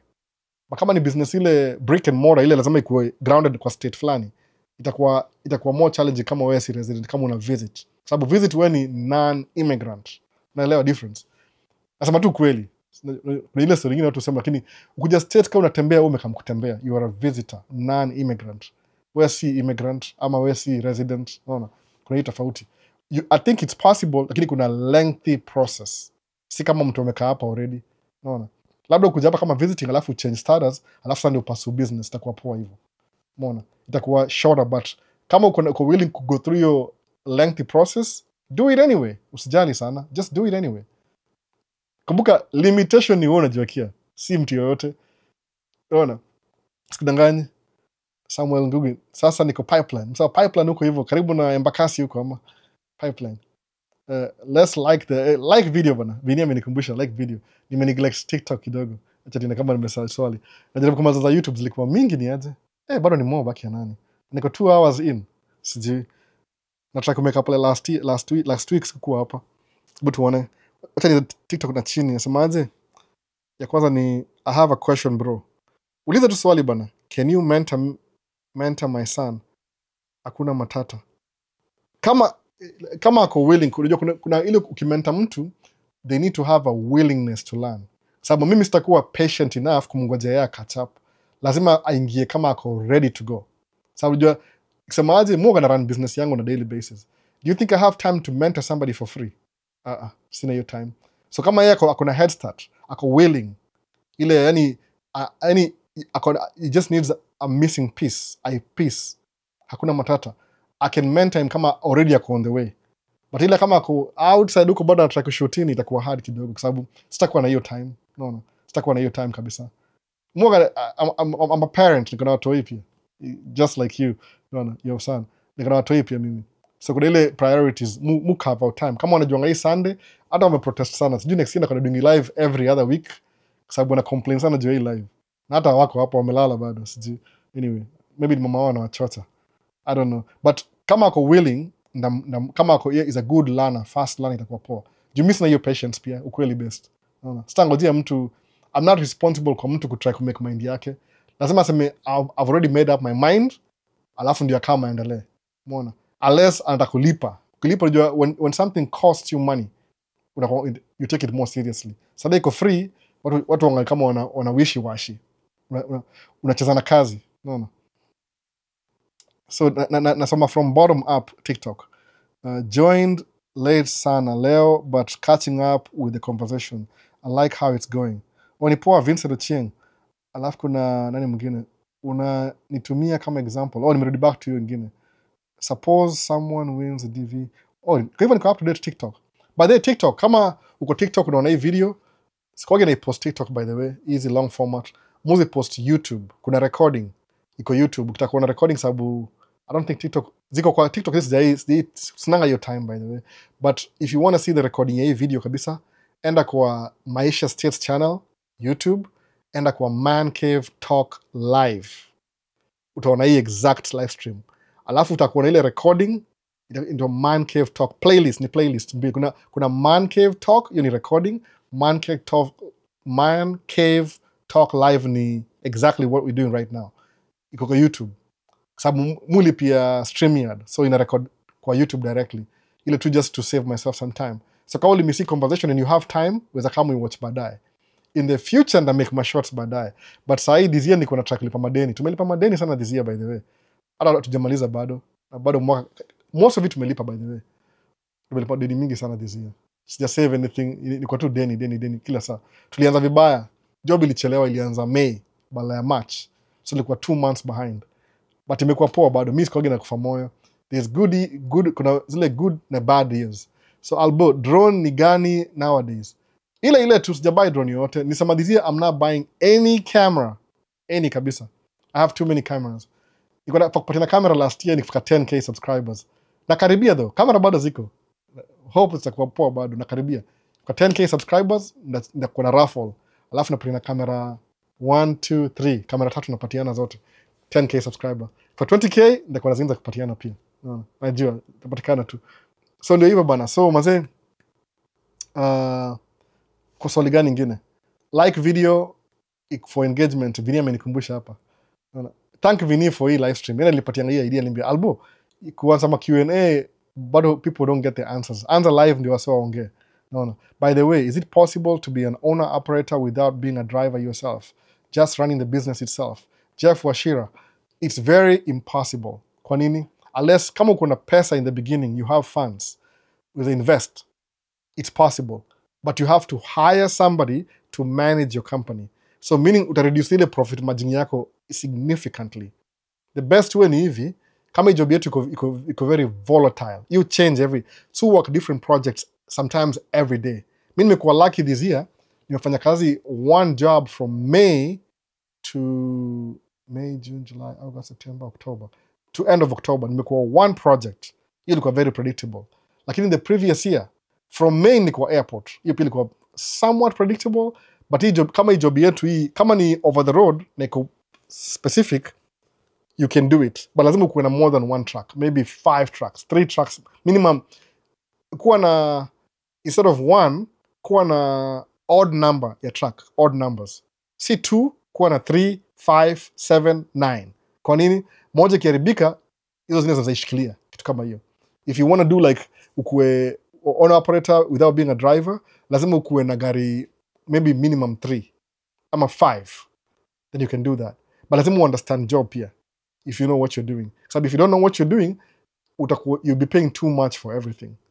Ni musema ni poa ukidrive mwenyewe, kwa sababu somebody who's driven a truck before, kama owner operator kivyake na truck moja, they become better managers. Kwa nini? You've been there, done that. Kuna ile real life experience. Lakini hii si business yetu ya una invest alafu una walk away, itakufa. The moment una walk away, uta walk away na everything, itakufa tu. Itakuwa tu ile inadai pole pole. Unless you can hire a really good manager, I don't know why somebody would work for you if they can run it themselves. No. Inasema hivyo. So the best thing ile, either you drive moja, we invest pole pole, we build, ama if you have 5 trucks, one from scratch, you invest 5 trucks na uendelee hivyo. Then you hire the best manager, the best fleet manager, the best office manager, the best mechanic, hivyo uendelee hivyo. If you have the funds. By the way, if you can invest $1 million in America, any investment $1 million and up, utapewa green card immediately. By the way, immediately green card. If you can show you can invest $1 million in America, green card iko available immediately, by the way. No questions asked. Bring $1 million ukuna green card. Kwa nini? They want you to keep your money here. No. Usipeleke kwingine. Hiyo ndio advantage hiyo. If you have $1 million kuinvest America, unapewa green card immediately. Kuna hiyo exception. No. Si ya kila mtu, but kama uko nayo Jeff, invest $1 million. But kama you're playing back and forth, uko na tracking, iko na very, itongaje, ile profit ni very small, itongaje, na sayo jina. Uko so many expenses na variation that if you're not careful, you might even lose all the money in a month sometimes. So, very, very delicate dance. Especially kama uko na madereva. That's why ni poa at least udrive yako mwenyewe, then uko sure. Kama drive yangu mwenyewe. So I have, because sure my income iko through. So whatever the drivers make you ni passive. Hiyo si yangu. Hiyo inabaki kwa business. Even nimufanya hivyo. Unless kama mko na wife team, husband, wife has a regular job, unafanya tracking, uko na more flexibility. Juu ni small business kwanza alafu ina grow. But track moja, ama track na wewe unaimanage, you won't make any money. Itakuwa labda ni passive. Ile labda you're saving some money for something else. You will feel sababu uko na make 100%, alafu una spend maybe unabaki na 40%, but the business needs 30%. Unabaki na 10%. So kama ni track 5, hiyo 10% inakuwa 10 kwa gari 5, that's something. Kama ni gari moja, you'll feel some type of way. It's like you're making so much money and giving it away. No. Sababu kuna ile driver, expenses, business, alafu wewe. Umeona sasa? So to be on the safe side, mfanyanga hivi, mfanya niko na gari yangu ile drive mimi. So mimi ndio driver, owner, expenses inaishi hapo. So nabaki na kama 70% kwa gari yangu ile mimi na drive. Hizo zingine ni driver, expenses, business. Ile profit ndogo pia nawacha kwa business bado. Umeona sasa? So because it's building hivyo. Lakini gari moja utakuwa broke haraka sana. Uta regret. I don't know, lose pesa, uta end up lose pesa. Johnny business is joke, by the way. So minimum 3 trucks. I'm a 5. I'm a 7. I'm a 9. Then you can hire somebody for 1 year before kuacha and anza company yake. Watu wengi hufanya hivyo, by the way. Utawa hire, they become so good they start their own company. So much as a kumunda mimi, I always look forward to another man cave talk. Albert, unajua unachokifanya kinaburudisha maisha yangu tu. Toka nimekusikiza, my life is very organized. That's good, by the way. Kama hii story ina make that's the whole idea. No. The secret agenda ni make your life improve. Musa by the way, hakuna ngasiri hapa. Mimi nataka win, period. Don't even pay me, ni free. Nataka tu win. Mindset. Kuna different, you will win. Unanifurahisha. When you win, that's how I win. Ukiwin, mimi na win. Lose, then tunakuvuta na kutoa hapo hivyo mwalimu lose kwa shimo. Nataka kila mtu win. Hiyo ndio idea. Sababu hizi vitu, they don't teach you these things in school. Mimi nimelearn hizi vitu mostly from books. Na maybe some videos kama podcast quiz, kuna podcast au gusia hizi vitu pia, ma podcast. But mostly kwa books. Book you can never go wrong. You start reading books about business, money, psychology of money, utalearn hizi vitu sana mostly, yani that's the best teacher, reading books about whatever thing you want to learn. Pole tu, hata kama upendi kusoma vitabu, ama unasikiza ma podcast zile ziko na educative material, inasaidia sana pia. Pia podcast ni mzuri sana, by the way. Umeona? Your co-host invite you to co-host. Hata sijui nani yao. Kuna watu wanatafuta hapa hivi TikTok, hata sijui ni kina nani yao. Maybe ni scam. Yani leo nimejoin late aje. Anyway, I will play it back. Good shot. Nilikuwa naongea shot ya Kenya hii. Then nimekuwa mzalendo. Ilikuwa convenient. This is the only shot iko clean hapa sasa hivi. Kisema, hey, leo nakam Kenya leo. Chris. Ilikuwa the only clean shot sasa hivi. Ingine bali inaosha. Thanks for encouragement, bro. Ipo siku tutapatana by faith. kabisa bana. I'll look forward to it na mimi. Nafurahi sana. Sasa umesucceed ni aje, alafu kama uniambia Albo wacha kusaidia na business pia wewe. Unataka loan? Itakuwa poa sana hivyo. Macho, I appreciate your mind changing talk. Sasa tufanye namna tuanze kuwa tunapiga simu na kuuliza au kukupa asante kwa kutupa great information. Piga simu unamaanisha nini? Ndio nasema Kiswahili nilemea. Macho za kumunda ni mtizia. Iko Kiswahili iko straightforward. Mimi nakuwa na shida ya kuisoma. Ndaanza hivi, because I have more time of season, sifanya kama 3 to maybe, see, sometimes we don't work kama at least on one day due to weather, kama snow, kama next week ni holiday, but itakuwa holidays due. Inaweza kuwa na live on Thursday ama Friday, one of those days, mapema. Itakuwa ile mna call, tunaongea ile face to face. That needs time, by the way, needs time. Kama wataniwachia watu hii na wife.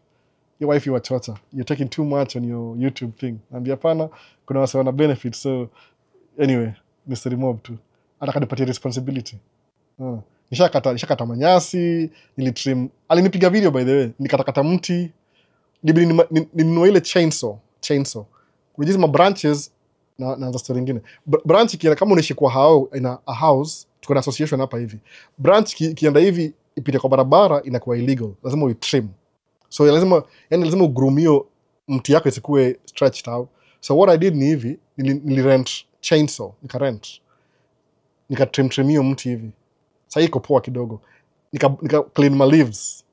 Sija clean huko nyuma bado, but tuko mbele nimeclean. So responsibility ya hawa nimemaliza zote. So ile tu nangoja ku clean hizo leaves ziko hapa nyuma. Leaves zilimwangika juu ya fall. So nafa clean nyuma na hapa nyuma kabisa, which I take my time. Labda na clean next year, spring kifika, before manyasi imee tena. So responsibility za hao nishamaliza zote kabisa, iko up to date. Except that's it. So musema I take care of my stuff, alafu naweza do live. So because in the holiday season I'll have more time. Na kudu hivi kwanza nakudu video moja maybe leo jioni. Alafu ni review ile van. Wasema nisembona ni ya van sana hiyo.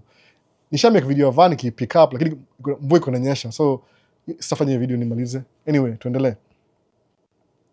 So appreciate you. Nataka huduma zile ma live alafu mna call in. Itakuwa poa hivyo. Interactive. Mimi ndakaa chini ningoje wasio run. No. Ndakuwa na searching the way for bro from East Coast. Nilipata asante.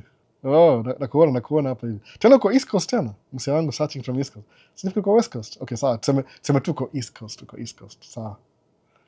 So Priscilla amejibu tena. Wow. Albo, nimekuuliza kama kuna wanawake wana drive truck za mchanga.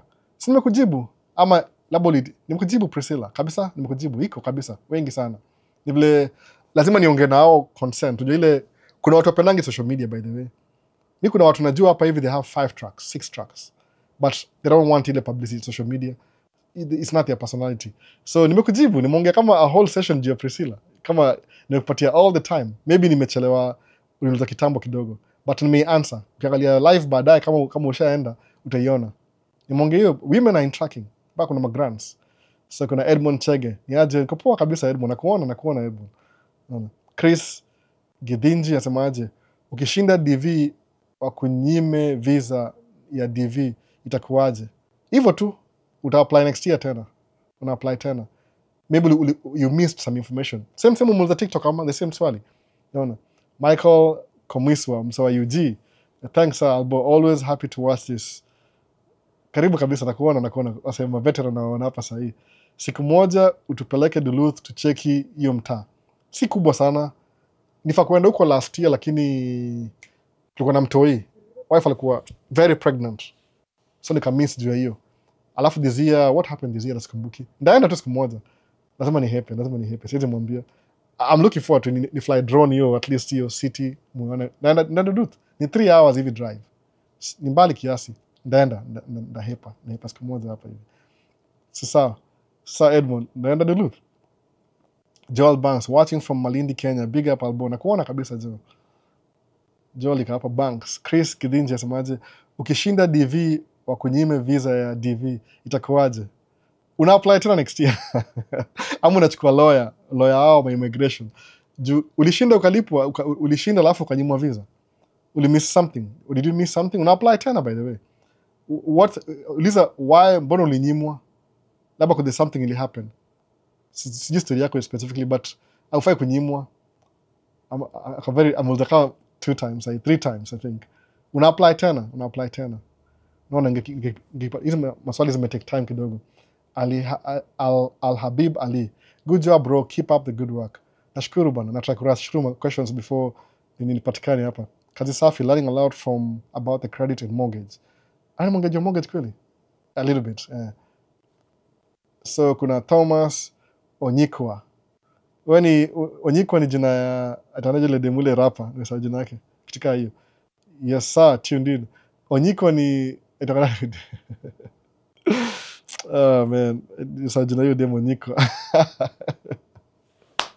Urapa itokaje huyu rapa? Itoaje? Sawa jina yake. Si Cardi B, ule mwingine ule old. So Nicki Minaj jina yake ni Onyikwa. Onyik kitika hiyo. Close to your name, Jamaican.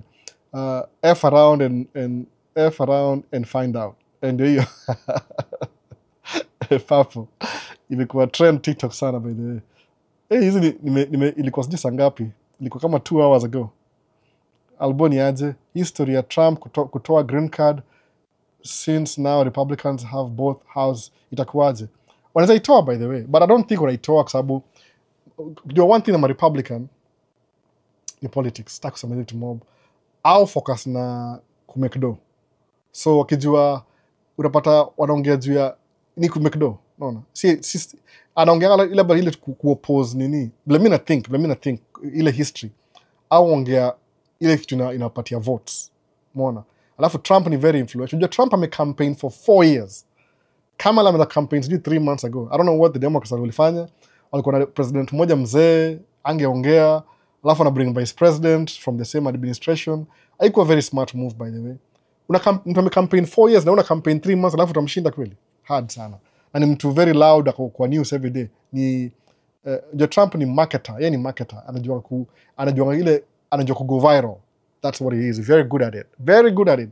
Wasema siko ubaya by the give credit where credit is due. Trump amecampaign 4 years tangu atoke presidency. Ajaye wacha campaign. Yuko always on the news. So anajua kitu ya marketing. Alilands juu wapi anajua hiyo kitu. Alifundishwa na mtu fulani by the way. So ni wanaweza kitoa lakini the whole idea ilikuwa increase number ya watu states. Instead of 55,000 iko maybe 200,000. Sababu the more people who come to states, the more money the country makes. Kwa nini? Wakitupa mbao saa hii, China itawapita, labda ishawapita. So it's a game of numbers. Sababu siku hizi unaona kama China imeweza kuwa superpower, India imekuwa superpower. Meaning there is more power in numbers. Kiangalia poa. Sababu hata Africa, kange kwa United States of Africa, ingekuwa pia ina superpower. Ni vile Africa bado tuko divided, ile mambo ya koloni. Lakini there's power in numbers. The more people you have, the more powerful you are. Sababu kiangalia kama kwa military, watu wengi volunteer kuingia military ya states, si watu wa America anymore, ni ma-immigrants. Mbona sasa? So ukiangalia poa, they need people. Sababu bila people, kama sasa kusema compare hii mambo ya sijui ati Trump anasema example tu ya economical policies. Anasema ati I will bring back American jobs back to America. Hiyo ni uongo. Physically ni impossible. Hauwezi compete na China na industrialization. Hauwezi, you can't. Sababu the only city moja, I think New York kuna sijui ni 8 million people, New York alone. China kuna city moja kuna 15 million, double New York. So na iko na ma industries. Na industries zao hizo very specific. Sijui nani yako China atuambie story, maybe Kwame asamie story. Yani huwezi compete na China in terms of production ya vitu. They make everything, na kuna numbers behind them. So kubring ati, alafu imagine China kama unauza kitu, it's cheaper kumanufacture in China than in States. So Trump ameongea ati because China haiwezi beat China na mambo ya production, what they'll do ni ile wataka ma tariffs. But who pays for the tariff? Ni consumers. Do you think watamvotia kwa office next time tena ikiweza kuaffect life yao na sasa kuna recession?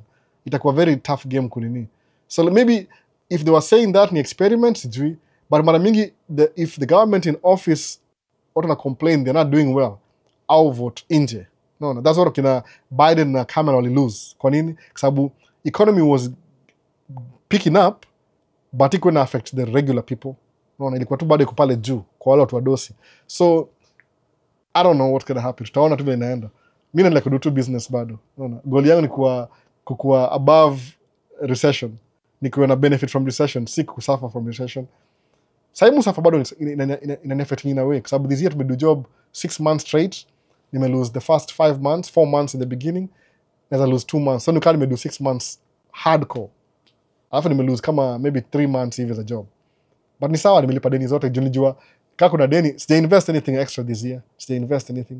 We were thinking about it, but tumesema tungoje mpaka next year. Umeona? So I don't want to be participating in the inflation, nataka ku benefit from inflation. Umeona? Hata wife ashamaliza shule wife, so that will not be an issue next year. Hata kuwa na shule anymore, hakuna excuse. Tuendelee. You must say a question, Republican, both House and what is a change wakitaka, by the way, ni politics. But ni mambo na do, ni gava na do. Chris Sally, hi bro, can you get a loan to invest with it back in Africa, or is just in the US? Kumove do ni kuna process fulani, hata mimi sija understand, by the way, but lazima ukuwe ni ile kampuni yako maybe iko registered in Kenya, alafu iko na affiliate states, alafu ni corporation. So when it's doing business, ni kama ina make chapa US, alafu inalipa the mother company in Kenya. Umeona sasa? Kama vile Apple iko US, California, lakini headquarters iko Ireland, which hakuna taxes huko. So when Apple California makes money, lazima ilipe profits kwa Ireland. So all the money they get wanaifanya Ireland. Ireland wamepewa tax free, so walipi tax huko hivyo. So ni kama safe haven. So it's possible na Kenya, but sijui laws za Kenya kama zina allow. So it's a good thought. Wewe fikiria uniambie kama it's possible. Juu kama ingekuwa possible, huwezi borrow money American bank alafu kuinvest country ingine. Watakuwa na problem with that. Kwa sababu number one, ile how you gonna pay them back. This is how your story, by the way. It's a very good idea when you think about that, but how you gonna pay it back? When you borrow money, you have to pay it back. Hii mambo ya credits kuna kila kitu. Kama nimebuy van, naambia ukweli kabisa, hiyo van ya deni, nimeomba, yani muona hivi, it's not worth it kutumia cash yangu kununua van, na van si actively involved in making me money on a daily basis. Ni gari ya utility na tax write-off. Anyway, story ingine. But nimeomba deni juu nikipile cash yangu, nikalipa down payment, alafu pia na bill credit yangu. That's why credit yangu ni 803 sahi, niko kama 820 hivi, but itarudi back to 820 baadaye juu nibuy hiyo gari deni van. So ukiboro deni, they want to know how you gonna pay for it. Hiyo account nimeomba deni, hiyo account nimeomba nayo, hiyo bank ni bank moja yangu ndogo, nimeomba nayo loan. Hiyo ganja hiyo van niko nayo huko already. So muona niko na do already na naomba do. So najua msata atatulipa tu. Hata ni unfortunately labda atatulipa faster than ile tunatarajia. Muona sasa activity. Maybe what am I doing? Sasa sitatembea ama naongea sana na breathe sana. Hii ni kama workout. Watch nimetembea, nimeachieve goal. Sijui ni goal gani hiyo. So anyway,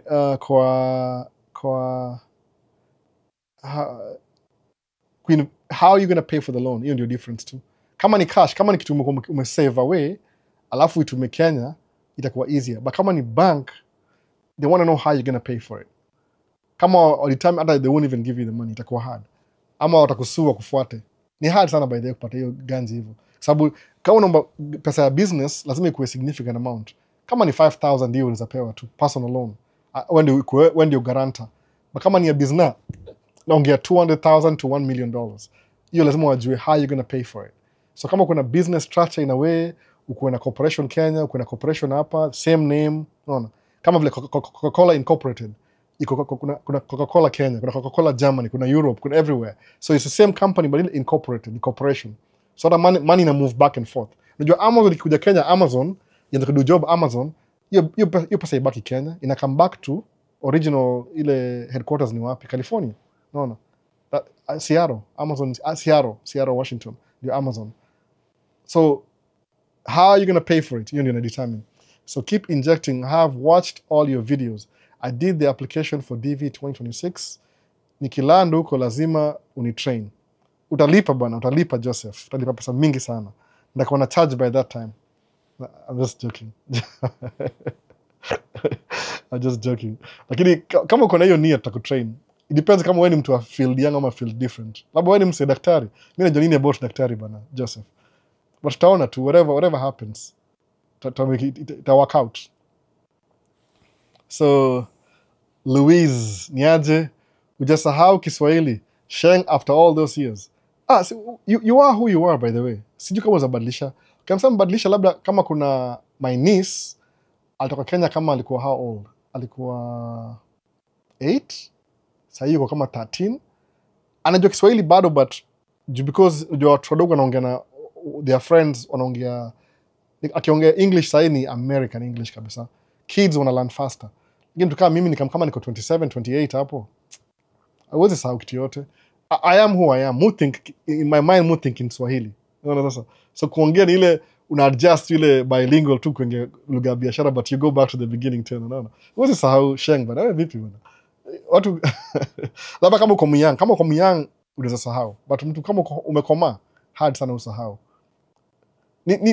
Ni location tu, mindset ni ile Mkenya bado, mzalendo. So Wyclef Irangi asemaje, hello Albert, I love your financial management skills on your trucking business. Wyclef, Kakamega, Kenya. Ni example mupatia, I share my experience, so kama ina make sense, hiyo ndio mindset. That's how you do business pole pole, alafu na succeed. Sababu kwa employee ni different. You can be rich as an employee. Lazima ukuwa unaishi frugal, yani ile you living at the minimum, alafu una save more ndio ujitoe kwa hiyo grind ya 9 to 5. Unaona? Business ni poa. Nikiwin green card, huyu ni PC Karuri. Nikiwin green card, nikuje US. How can I reach you unifunze tracking? Or what is the process? Hakuna process ukiwin green card manini. Ni ile ukuja States depending on who your host is. Utaenda kwa ule host kwa nyumba yake, upate pepa zako, usettle down maybe 1 year, then usale ushaanza ku-understand ile culture shock imepungua, umesettle down. Tunaweza ongea sasa, itakuwa easier that way. Musema at least 1 year in. Unaona kama Paul alikam last year, tukaongea naye last year. Ni aje, ni kwa Dubai, kambia sawa. So ndio nini kambia, wewe fanya hivi, tulia tu. Learn mali apartment iko, mali duka iko, mali ununua chakula, tafuta kazi, jinunulie simu. Paul hata jangojea 1 year, 9 months in alikuwa amerasidia. Ndio Paul iko level ingine. Paul mazia ku determine. Alijua, yani alidecide this is what I'm going to do. Na hiyo ni the beginning. Ndio Paul by the end mkimbiaji, yeye ukimbiaga ni mse wa rodi. So labda ako slim kabisa hivi, yeye ukimbia ni mse wa mbio, marathon kitu kama hiyo. Sijui ukimbia how long. Tutamake video na yeye baadaye maybe ya kukimbia. So ukikuja utadecide ile after 1 year hivi utakuwa ready, sababu uta-settle down. Ndio kuja States is a different environment. Lazima ukatch up.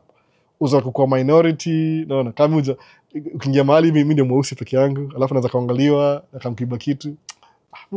Cheka tu sema sio nimekubali, by the way. Nimekubali kwa sababu unajua when ndio minority. So you have to work twice as hard kuwa average kama ni minority. Because everywhere you go, establishment businesses ndio watu waupe. So lazima blend in, unaona? So mu understand sama tu, I don't fight it. Na try to catch up now. You make go beyond, above and beyond kuwa make feel comfortable. Unaona? Kama nikifanya kazi kwa Olympia hivi, ukiona msama ingia kwa store hivi, kwa store ni hizi supermarket, muongeleshe ndiye ajue unamuona. Umeona? Ile, hey, how you doing? Good. Can I help you find something? Nasema no, thanks, I'm okay. I'll let you know if I need to find something. You kuongea na yeye maanisha unamwambia I'm aware you're here. So kitu fani ni ile mfanyanga hivi, every time nikienda kwa store au niongelesha mimi, alafu aongeleshe hao watu wengine weupe wote. So because nishakuwa cashier before, nishafanya kwa store before, I know what that means. Unaona? So Mungu nikiingia ndani hivi, Mungu atakuongelesha before niongeleshe. Unaona? Sasa ati, oh hi, I know I'm black and I'm here to buy some stuff. So can you help me? Kama kuna juzi acha hiyo story. Nikwenda kubuy leaf blower. Leaf blower ni blower ndawasho, kuna video, sina video. Ndio make video baadaye, leaf blower. Ile una blow nayo leaves. Ni kama machine. Ina blow. Leaf blower. So nimeenda kuuliza mtu swali, amesema we don't have it. Amenitoa paka tumeenda kwa counter, amenizungusha paka nimeishia nimeenda. Kapigia wife, kaambia, "So sema umeangalia online wako na 3 in stock?" Yeah. Na mbona hakuna? Kana wait a minute. Umsame ni profile. Akira ameni profile. Nimuongelesha na kani profile. Ni mzee mweupe. Hata ndo nikarudi tena kwa hiyo store. Inaitwa Lowe's, Lowe. Nikaingia ndani. Nikaenda kwa hiyo counter. Guess what? Nilikuwa tu kwa hii corner hapa, ngeniambia tu enda kwa hiyo aisle next utaipata. Hakuniambia hivyo, niambia let's go check kwa computer. Wakanichezea game akaniambia we don't have it. na walikuwa naye. Sasa shindwa hautaki ninunue hiyo kitu ama nini? Guess what, ninunua 2. Nilinunua everything in stock. Kusema tu acha niwakatie. It's not that I can't afford it. Naweza afford. Niko na kuuliza tu maswali ndio usini profile and you still profiled me. No. Akinani. But nimezoea siku hizi. Sema aje hiyo tu ni mimi ni minority kwa hii dunia, especially Minnesota. Bado wazungu kwa 79% ni watu weupe. So utakuwa minority. Once you go through your hurdle utakuwa poa. So usijali sana, by the way. Go out of your way to make their life easier. Alafu mta exist. If you can, if you remember. Ukiingia mahali, shika pesa hiyo show I'm here to pay. No, whatever. Mujua hiyo vitu tu. Usiseme ati I'm fighting for my rights. Uta win, uta lose bado. No. It's not the place. It's not the hill to die for. Kuna more important things. Mona. So PC Karuri, kumbuka hivyo. Kuja hapa kwanza kaa 1 year alafu uta adapt. So Liz Ndungu asemaje, Mambo's host, new sub over from Owen. Oh, niko poa kabisa Liz. Karibu sana, karibu Maisha States. Owen ni best yangu sana. But you make more videos than mimi. Alafu he's a better YouTuber than mimi. Hapa tuko laid back hapa tu. Akananga story more hapa. Hapa sio ongea stories za business. Hapa busa manga hivi Liz Ndungu. Hapa kwetu ni the boring stuff will make you rich. Hiyo ndio concept hapa hivi. See the exciting stuff. Na quote nani, na quote aitwa Scott Galloway. Ni millionaire, multi-millionaire. Hiyo sema the boring stuff will make you rich. So Maisha States tuko too laid back in a way. Hatuna haraka. But pay attention, you slow down, it will make you rich. No. Hapa si entertainment, ni mostly information. Karibu sana though, karibu sana. Hatunanga mademu wengi hapa hivi. Wengi wako kwa Owen maybe. No, jionge story ya immigration sana. Hakuna time. Owen ameinvest sana in hizi story by the way. So nampa flowers zake. You do job poa sana. Hapa niko laid back kiasi. Na bidii sana. So karibu sana Liz. Kungu James, hello. Can you please tell me the financial podcast you said you listened to? Muski's so many. Man, financial podcast. One of my top podcast ya finance siku hizi ni The Diary of a CEO. Ule Steve nani? Butler ndio host. The Diary of a CEO. Every week at least try kusikiza. Hapo ndo nisikiza Scott Galloway. The Diary of a CEO. Alafu of course kuna Joe Rogan. Alafu kuna wase wengi. But ile the most. Alafu kuna huyu aitwanga kama last week ule guest wa last week aitwa Jiprit Singh. Akona jina aitwa Minority Mindset. Lazima nimongeje mindset leo by the way. Nimeona kwa hiyo interview, akona kwa interview na huyo Steve. Nikaona, I know this guy, Minority Mindset. Ni Muhindi ule Kalasinga. So anaongea poa sana by the way. Mtu wa Michigan. So nikamuona, so The Diary of a CEO, Minority Mindset, kuna Rich Dad Poor Dad, kuna mob, lakini kuna podcast fulani hivi wanaongea tu mambo ya finances. Kuna kama Myron Golden, si podcast per se, ni kama presentation. Yule Myron Golden, ile akona nasayo book yake. Kuna wase msikiza specifically. Nitumie message alafu ndashare na wewe kila kitu. Siwezi kumbuka offhead jinsi kwa playlist yangu. Mwanga na YouTube mingi sana. Kwa ile tunaye tumiage Maisha States mostly. Mtumia ile my other Gmail account kwa hizo vitu. But in the same thing. The Diary of a CEO ni very important. You bring my guests wala kwa professionals. Kuna ude maitwanga most of the guests wale wamejua about financing muone kama podcast alafu nafuata channels zao pia. So wako wengi sana. But Myron Golden ni really good. You ongejua finances sana. Ile kama modern day. Jue ni business consultant. Alafu kuna hiyo Steve Butler, The Diary of a CEO. Kuna Minority Mindset. Ongejua real estate na investment. Anything investment watch tu. Kuna zile sijui jina by the way. Ile tu yani ile if I want to learn something about business. Ile the same wavelength. Tunaongea the same wavelength. Kuna mob sana by the way. Hata sijui jina.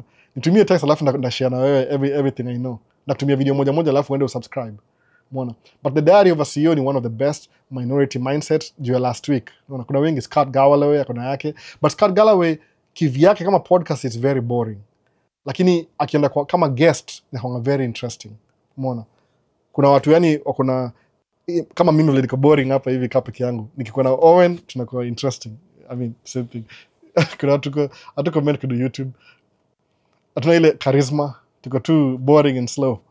So how can you help?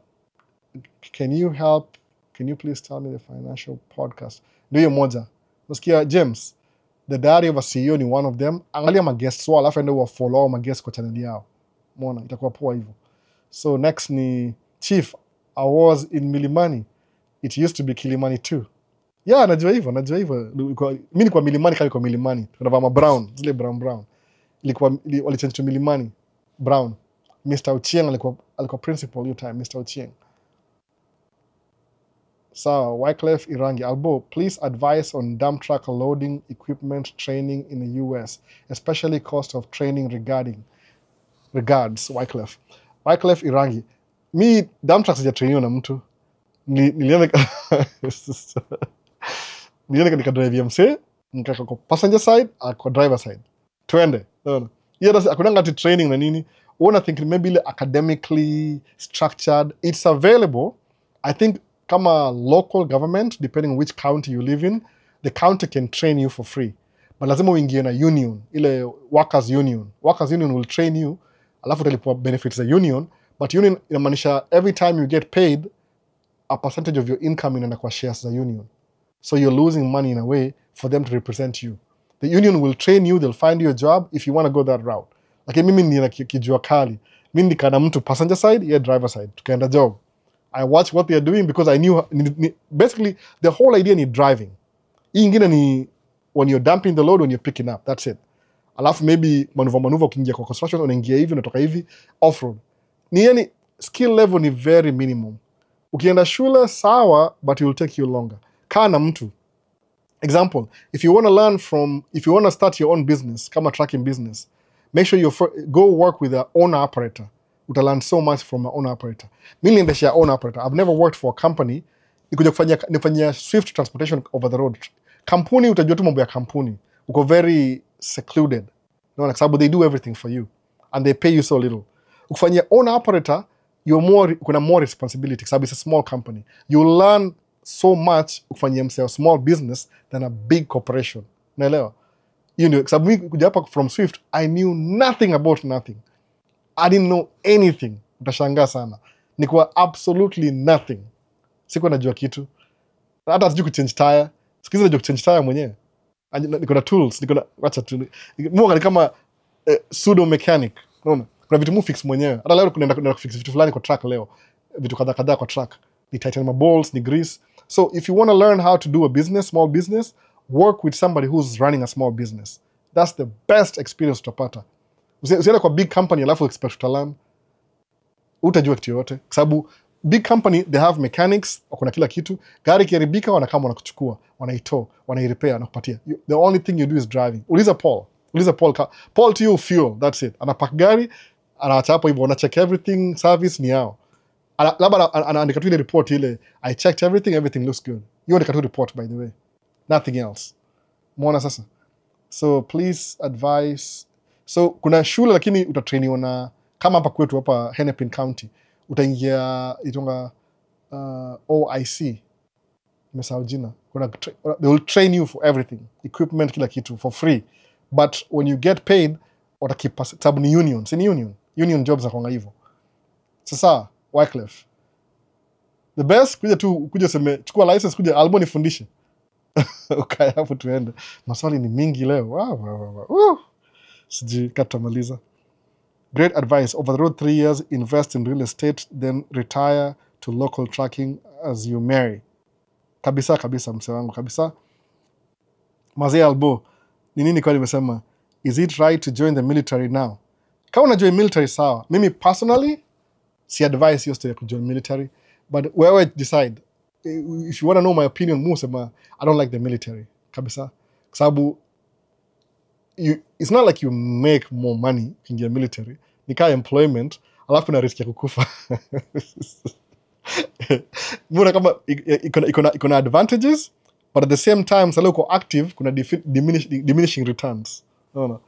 It's kwangu tu ni ile tu kwangu, my own opinion. Sioni kama kuna need ya kuingia. Kuja na green card usingie. Kama una green card, kama una majwala, ukuja kama student, ingia ndio upate mapepa. That's the only way. No. Ama uende uoe mtu, ama uolewe. But military ile tu kuna green card ile. Sionangi hiyo. labda uko misinformed. Unless it's something you just like, ilikuwa part of your dream. No. What's the process of joining tracking jobs? Tracking job, unapata license, then you look for a job. In the beginning, when you're new, nobody will hire you. Trick ni hivi. Find an owner operator, ule anafanya kazi. Always, ukipata license hivi, tafuta mtu own a small business. You'll learn so much from a small business than a big business. Sababu big business, hautaka experience. Nizapata example yangu, swali nani amuuliza hapa hivi kwa TikTok hapa. Ni hivi, mimi nifanyia kampuni 2 years. I learned absolutely nothing in terms of track maintenance. Driving, I was very good. Backing up was very good. But track maintenance, zero knowledge. Zero kabisa. Kuingia local na own operator small business, I learned so much in 1 month. Nikashanga kwani, what was I doing the last 2 years? Juu ilikuwa sa ile hands-on. I'm learning things that I didn't even know before. So if you want to be an owner, work for an owner from the beginning. You'll learn so much stuff so fast. Alafu ita build your confidence because you know what you're doing. If you go to a big company, number one, kuna company moja itwaje Estes. Hiyo ni kama local trucks. Li apply application na FedEx na company kadhaa local, wakaniambia we need 5 years experience. Nikaambia sawa. Then they never hired me. Nikaanza construction. 5 years after they called me, nikacheka tu yani.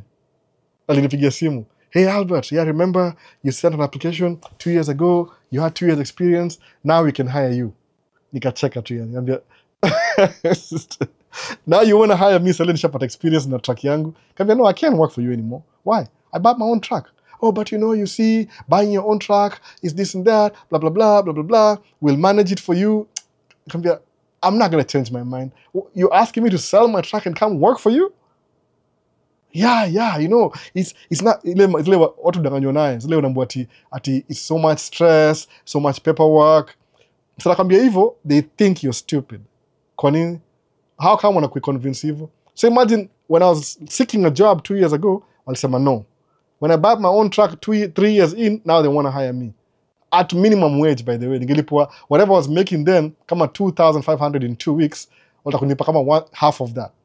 No, in 2 weeks. So, if you want to learn a business, work for an owner operator. Utakuwa sawa. That's it. No questions. After small business, work for small business. Then you learn how to run your own business. So on a daily basis, you're doing what you'll be doing anyway next year. Buy truck yako. But if you work for a big company, you won't learn anything. Itakuwa kama umeanza tena fresh ukisha buy truck yako. The driving part utashikanisha, but you won't learn anything. Umeona? Maswali ni mingi yake yatasijika ndafikia zote leo. Nataka kukimbia. So Chris, unaweza. Mtu amenijibu hapa hivi ni poa sana. Kama ukuingia high school, ulicheza DV, unaweza saidika ama vipi? Kama kumaliza high school au qualify, what you do ni hivi, enda uchukue polytechnic, ile kama vocational school. Kama ulikuwa polytechnic 2 years, ya hizi ma blue collar jobs ama ni blue collar jobs, utaqualify. Anything after high school, 2 years max. America itwa associate degree. Ile kama tuseme umeenda kwa community college, umechukua 2-year course ya plumbing. Itwa associate degree. Ni kama 2 years in. That utawin green card. But bila high school mse wangu, utanyimwa, uwezi toboa. Usitoboe. Mi kuna kuzo mutra kumuapply ya kuja kumaliza high school. Ukashinda mbona apati kila siku. Ni hivyo, high school inaoma sana. Ni requirement minimum. Because unless kuja na njia ingine. Labda kama uwezi kuja green card, kama cruise ship. Ufanye job hapa hivi, ama kuvisit, whatever. Kitu ingine. Sitaki story mob hapa hivi. Hizo kama zina nini. Sio DJI Mini Pro 4. Niko na Mini Pro 3 by the way, drone. Ni 3. Sija buy anything new. 4 ndio mpya but yangu ni 3. It still works. Nisamalizia I don't want to invest in anything camera. Paka nipatiana hizo zingine kwanza 10k subscribers. Alafu napatiana. I'm not buying any camera. Ile ilikuwa luxury, ilikuwa last year. Too much money. This year niko business, niko investment mbaya sana. By the way, hivyo by the way, sema kweli kabisa. Ganji yangu mostly hiyo enda kwa investment, alafu savings, alafu ingine kwa business, alafu expenses. That's it. Expenses zangu ni kama ndio minimum. Kwa hiyo ganji mume yote. Ni very minimum by the way. So mu focus na investment mostly. Ina make sense. Ni vile tu I'm not fast enough because mimi ni paron, I have kids and ile time yangu lazima ni split na kila mtu. Sasa wacha nikimbie through my question, iko mingi sana. So Albo, what about jobs as plant operator? Ukikam na work visa. Liz Ndungu. Plant operator ndio exactly what I said. Terms ndio different. Kwa nini? Nishaulizwa hii job before. Plant operator ni hivi, if you've worked kwa construction site before, utakamu uende kwa either community college ama itongaje academy OIC. OIC ni they will train you on basic. This is what they do kwa OIC. Utaenda through union. Kama hapa inaitwa 49 union, 49ers. Ika 49ers union. They will train you kunini kuendesha ile grader, ile dozer, ile loader, nyingine hizi ma equipment, hizi ma ile dump truck zote. They'll train you on everything. Sawa Liz? They will train you on everything. Then they'll get you a job. Unalipa kama seme $50 an hour. But because ni union, lazima wakule kati yao hapo. Si ni union? Wakule kati yao. Wanakula kati yao hapo. So you learn how to do that. Unaona? Utakuwa na job. Alafu ukisalia kuna job kama sahi off season, utakuwa na withhold some money from your paycheck, alafu utapewa unemployment. So watu wengi upata unemployment au rudi Kenya for 3 months. Unafanya kama 9 months, unarudi Kenya 3 months, alafu unarudi hapa 9 months. Mimi ni cheat code. Mimi ni track nikaanza tu, sikuenda kwa hizo ma OIC. I didn't know about them by the way. Nikamkujua baadaye kanishaingia. But kununua track yako unafanya kile mufanya, you make more money than kupitia through union. Sasa, Liz, sikudanganya kabisa. Hii business yangu ya route is more money than union. Unaona? Ni ile tu una learn smart financial skills. Kabro wangu, yo endesha track from April, ningesema March, but sema tu April, May, paka December. Fakrisi hivi anakam Kenya. Anaka Kenya December, January, February, March anarudi. Unaona? Yeye ndio Samabani, yeye ni Samabani Club. Ndio hao sasa. Samabani sama Kenya ni summer, hapa ni winter. So, hii job ya plant operator ndio the same construction. Utafundishwa job na union. But you have to work for them for 2-3 years before kuachilie. They have to get their money back. Umeona? So hiyo ndio unaamua tu. It's up to you. But ni utakuwa na more advanced skill level. Mimi ningejua if I didn't have any kids, if I could do it again, ningeanzia hiyo route. Alafu ni by truck.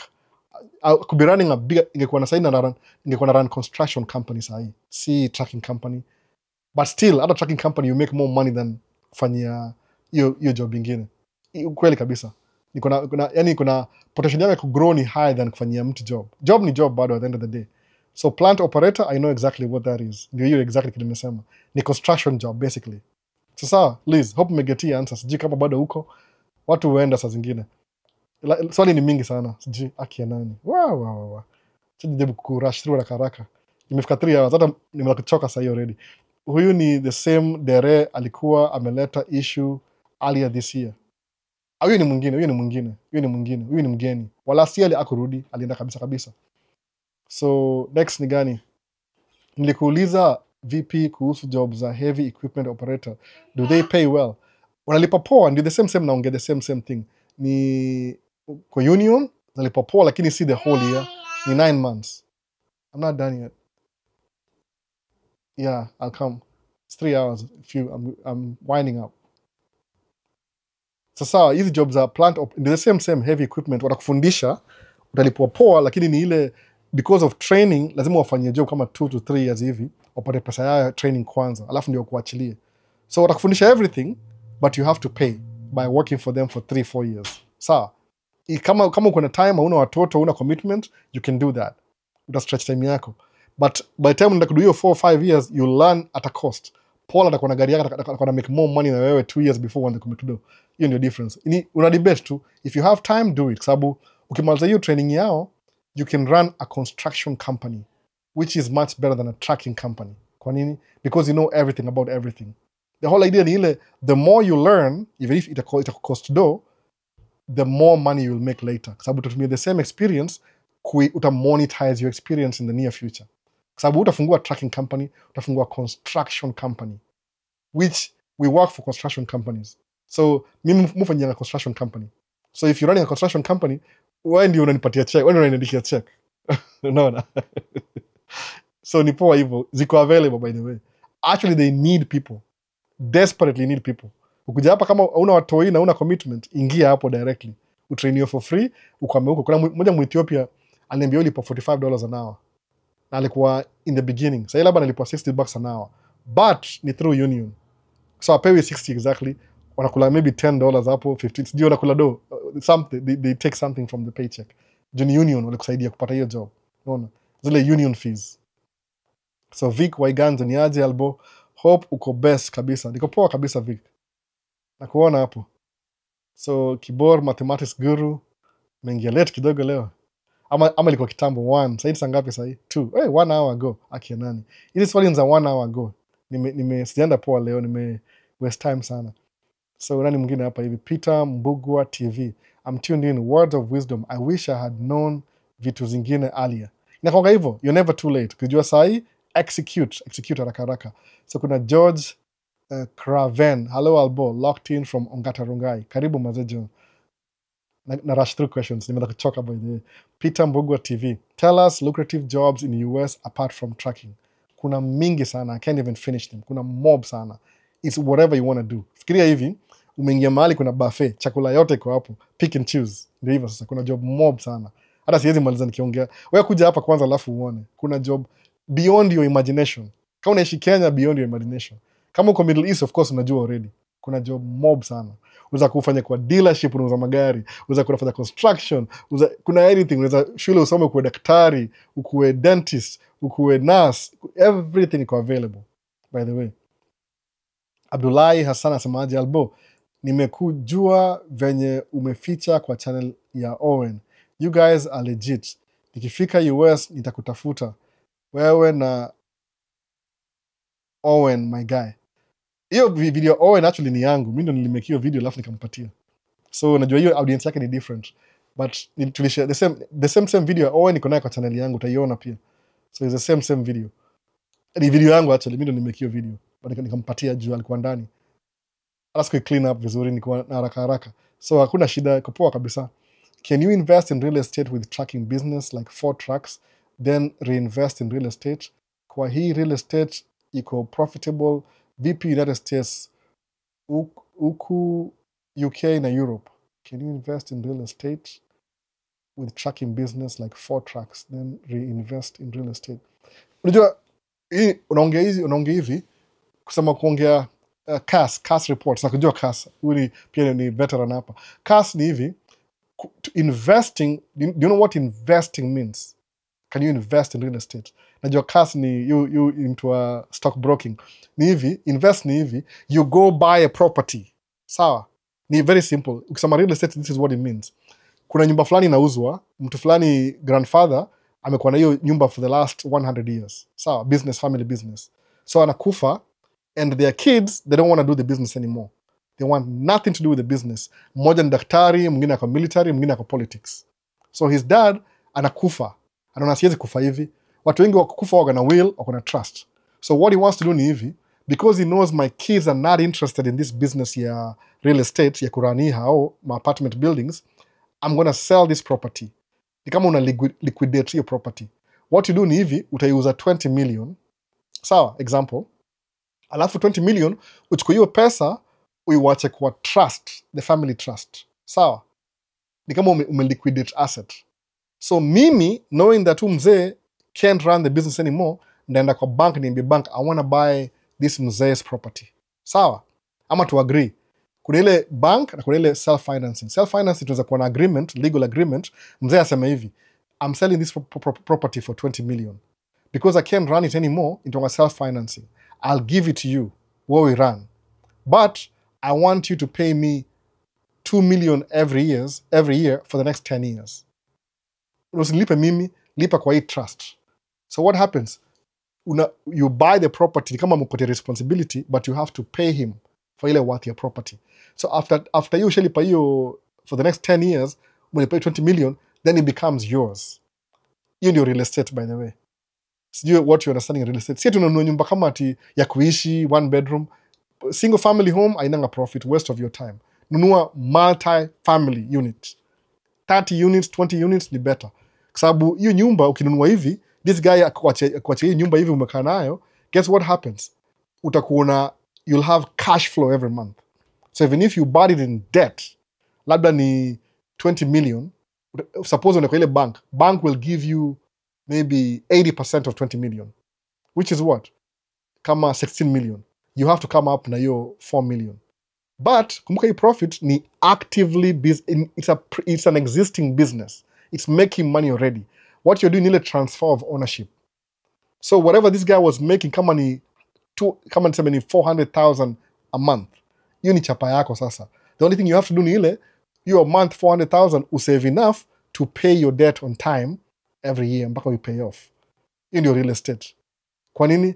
Iko na longevity than tracking. Tracking ile unanunua gari mpya, unaisha 5 years, unaipay off, unaisha another 5 years, inaharibika, unauza ununua wengine. Hiyo ni kama, it's a low, ni kama, tracking is itwaje, the best thing ya tracking ni hivi. Tracking itakuwa kama, which is the best name, man? Itakuwa ni kama cash value depreciating asset, kitu kama hiyo. Sababu it makes you money too, but it's depreciating. Real estate kama nyumba ni cash asset, yani it makes money while it appreciates while you own it. Kama uliuza 20 million, wewe 20 years from now utauza 40 million, hata 60 million, it appreciates in value.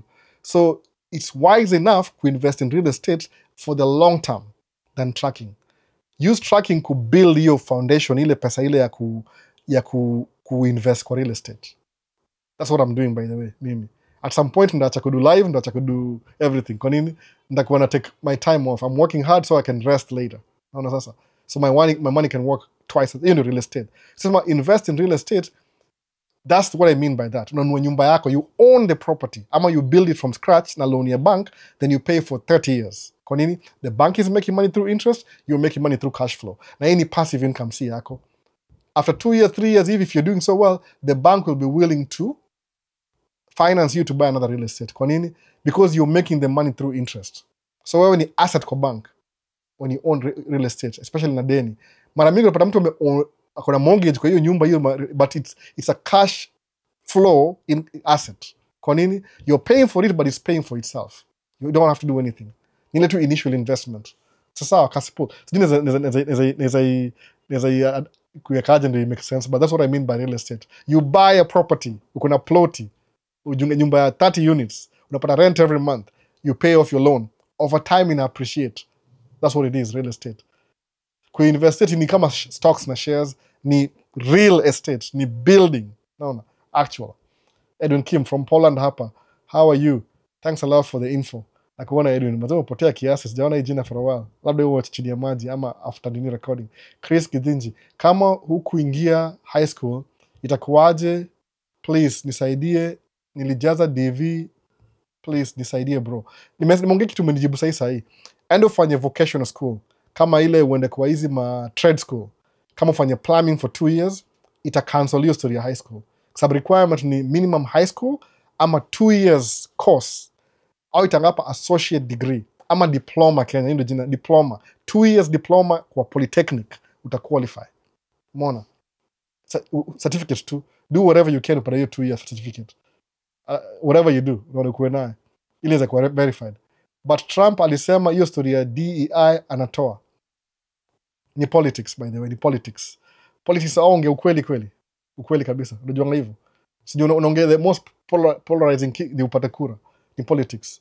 Hiyo ni Congress, hiyo si executive. Executive is a hold for a while, but akitoka tu hivi rudi back in session. Hiyo si kitu ya ni legislature ndio kuna power ku change my law. Executive ni temporary. Akitoka atoka naye. Unaona? Ndio sema DEI. Unanichanua sana. Let's go abroad. Oh, let's go abroad na kuona uko hapa. Ulinyamaza sana. So tuko hapa. Poa.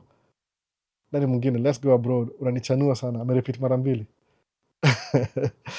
Caroline Gugi. Can you buy a truck and take it to a trucking company? Car side income yako? No. Caroline Gugi. Actually, ule trucker yaitwa Caroline pia. Huyo 254. Sijui kama ni yeye. But ni hivyo, trucking lazima uanze kivyako. Ununue kivyako, uendeshe kivyako. Alafu ubuild kwanza. You need some starting income. As much as it sounds easy to make money, how do you buy the truck in the first place? Gari ya truck kama sahi, kama dump truck ni 300,000. So how do you convince the bank to give you 300,000 kununua truck na una license? Lazima kuwe na pesa cash. So if you have money 300,000, why do you want to buy one truck na 300,000? Unajua swali, kuna swali, yani I make sense hivyo. Truck, nunua truck, jifundishe job, nunua truck yako, build your business. Okay, disclaimer sahi. Nothing good in life is easy to get. Period. Anza hivyo. There's nothing good in life iko so easy to get. Naona. Kama iko so easy sahi, you're paying for it later. By the way. Sasa how hivyo. If it's easy now, utailipia baadaye. Nile tu umekuwa easy in the beginning. Afadhali kuwe hard in the beginning, then it gets easier. Kwa sababu kwa hard in the beginning, they get easier over time. Kama wewe ni Caroline Ngugi, alafu wewe ni msichana mrembo sana, upate milionea kuoa sahi. Jua ni mrembo. Alafu 10 years from now uanze kuzeeka. Atakuacha, aenda tafute mwingine mrembo tena. Umeona sasa? So na hiyo it's good in the beginning, alafu inakuwa bad baadaye. Na sema tu example kama jina yako. I'm not really saying anything. Sema tu example kama ni Caroline Ngugi. So hiyo ndio ni business utaanza hard in the beginning, after get easier. Asa manga ule nani Kodich sema choose your hard. Choose your hard. Do you want to go easy in the beginning, then live for the rest of your life hard? Ama do you want to go hard in the beginning, then live easy for the rest of your life? Ndio hivyo. Uwezi buy truck kwa kampuni. That will never work. Hata mimi, I'll be making more money than you. Na truck ni yako. Mbona hivyo? It make any sense. You see business decision, ni liability, si asset. Unless una truck 10. Which means, if you have money for 10 trucks, I make any sense. Si logical. Sababu, either uliba hiyo pesa si yako, alafu na try kui money laundering, but hiyo pesa si yako, ni ile, you didn't earn it ile rightfully, na uchungu, itaisha haraka. You're trying to dump money somewhere. Mwona sasa. Logically ni ile, you have to build something hard. Sababu kujunulia truck ni hivi, there's more advocate mtu ajunulia truck ni ile, as a new driver with a license, nobody will hire you, by the way. Zero. Hata Mr. kuhire, I can't do it. Sababu, one liability. Ndako nalipa more insurance every month than everybody else. Mwona sasa. So unasema aje, kupiga hiyo shortcut kununua truck ni ile, you drive your own truck. Kwa nini? You will pay insurance, but you're keeping most of the money. After 1 year, even you kick a driver, you've already made, you know how the business works. So nothing good in life ni easy. Kama ni easy in the beginning, just wait for it. Itakuwa hard baadaye. No. Choose your hard. Choose your hard in the beginning, ama for the rest of your life. Hiyo ndio nasema ile summary. But see that I'm not directing it to Caroline Ngugi mwenyewe. Naongea tu ile generalities kwa kila mtu. So Emmanuel samaje, all hail to the Duke of Minnesota. Emmanuel Chilule, mi si Duke bana. Ushaona Minnesota kweli, it's so white. Ismail Daie, Albo, drone ni gani nowadays? Same. Ile Mini Pro 3, same. Sija change bado. It still works. Iko poa kabisa. No. Titus Mungai. Leo kuna msee amekam church akatusiwa, he is from Wisconsin state, ametu encourage tu sana. Amesema nini? Akatushiwa sana. I hope this year I'll win green card and relocate huko. Hiyo ni poa sana kama kamkunga ninyi. Hiyo ndio inspiration by the way. Hiyo ndio poa kabisa. Maisha Stairs, kazi safi. Bigi tajiri. Nakuona. Lawrence Mbugua from Kahawa West responding. Lawrence Mbugua, Kahawa West. I'm really Lawrence hapa hivi. Still listening. Thanks Kaka for the knowledge. Keep on inspiring souls. Mazeni nimechoka wase. So Rich Dad, Poor Dad, Psychology of Money, Millionaire Next Door, The Total Money Makeover, The Richest Man in Babylon, Think Fast and Slow, The Intelligence Investor. Hizo vitabu mmekewa hapa, unaona? Huyu ni cast report, ameandikia vitabu zote hapa hivyo muende mtafute. Other than Rich Dad, Poor Dad, Psychology of Money niko nayo hapa by the way. Iko hapa hivi bado sijaitoa hapa. Hizi book nimekuwa hapa for a long time. Unaona? Huyu msa book hapa hivi. Hii ni simple hii. Unaona? Ile Dummy's Guide to Start Your Own Business. Ni very small book, alia. Very thin book. Hii. You can read it in a weekend if you want. Alafu kuna hii hapa. Hii ni kama business. Ushakuwa seriously. The Professional MBA. Zimekuwa hapa tangu 3 weeks sasa. Hata sijaizitoa hapa. Musa hao. Na zitafuta napata ziko downstairs. Psychology of Money. Unaona, angalia. Psychology of Money. Hii ni one of the books. Unaona. Hii ni moja. Alafu ya mwisho ni Why do you need to invest? Because what do you want to do? buy back your time. Or TikTok. Pole bana TikTok bana, nimesahau. Sasa TikTok bana, turudie tena. Sasa watu wa TikTok wako hapa hivi, unaona? Psychology of Money ni book unafaa usome. Hii book ni poa sana. Psychology of Money. A Dummy's Guide to Starting Your Own Business. Ndio hiyo. Dummy's Guide. Hiyo, alafu buy back your time. That's why. You invest because you want to buy back your time. No. You want your money to work twice as hard as you. Buy back your time. The Professional MBA. No. Masters in Business Administration. Ndio hiyo basi. Unaiona? Hizo books zimekuwa hapa karibu 4 weeks. Hata sijaisoma. Musahau. Nazitafuta na pale ziko hapa chini.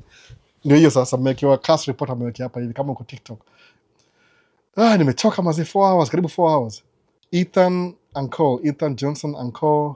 Asemani hapa hivi, Ethan Johnson, please help me. Aje sasa, how do I help you? Mimi sina ni mob sana. Watching from rainy Seattle. Pole banangash, pole. Seattle hiyo rain baya sana. Niko Seattle December siku moja. Ilinyesha karibu kila siku. Been curious about dump trucks. Don't know how much Kenyans doing that. How many Kenyans do. Mostly ni box truck na over the road. Hizo ndio common by the way. Dump trucks ni very niche. Hata mimi nikuja hapa hivi in the beginning ilikuwa wazungu peke yake. Tukaanza kupenetrate pole pole. Yani one bank was willing to give us money kama watu wa Afrika. 15 of us tukanunua truck huko.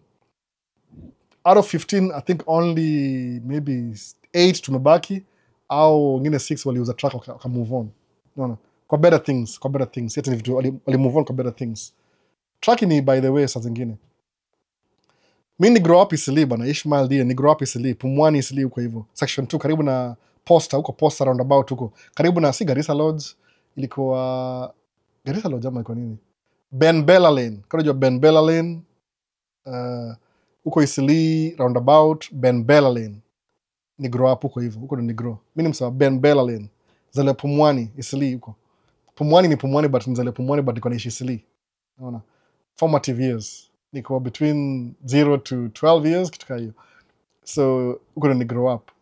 James Sahado. Hi Albo, thanks sana for the info. Nauliza van generate income kivipi? Unabeba mzigo, ni mzigo by the way. Van ni kama niko na van hapa nje. Kuna kama pallet mbili, 2 pallets. Van hiyo beba mzigo ni hivi, expedite loads, Umeona? Kama kuna pallet moja, yani mara mingi van utaenda kwa airport, kama masimu ma iPhone, utakiwa iPhone toka kwa airport, inafaa ifikie watu by kesho morning, sawa? Tracking, lazima zipangwe kama the whole truck, kama 16 pallets, ni very costly, sababu unapata phone moja ni 1000, pallet moja kuna more phones, ziko worth more money than kuzia kwa truck, ni very risky. Na kwa tu, ile insurance ya truck, iwezi cover cell phone imejaa kwa truck. So what they do ni expedite load. Watachukua pallet mbili, wekewe moja hapa mbele, ingine nyuma. Ukimbishe teke juu ni van, uende kwa store hizi za kwa mall, udeliver kwa haraka. Ama kuna 3 drops, haraka. Expedite loads ndio van. 2 pallets maximum. Hailipi kama tracking, but ilipo enough kusurvive. Kwa sababu kama van yangu ikijaza mafuta ni kama $50.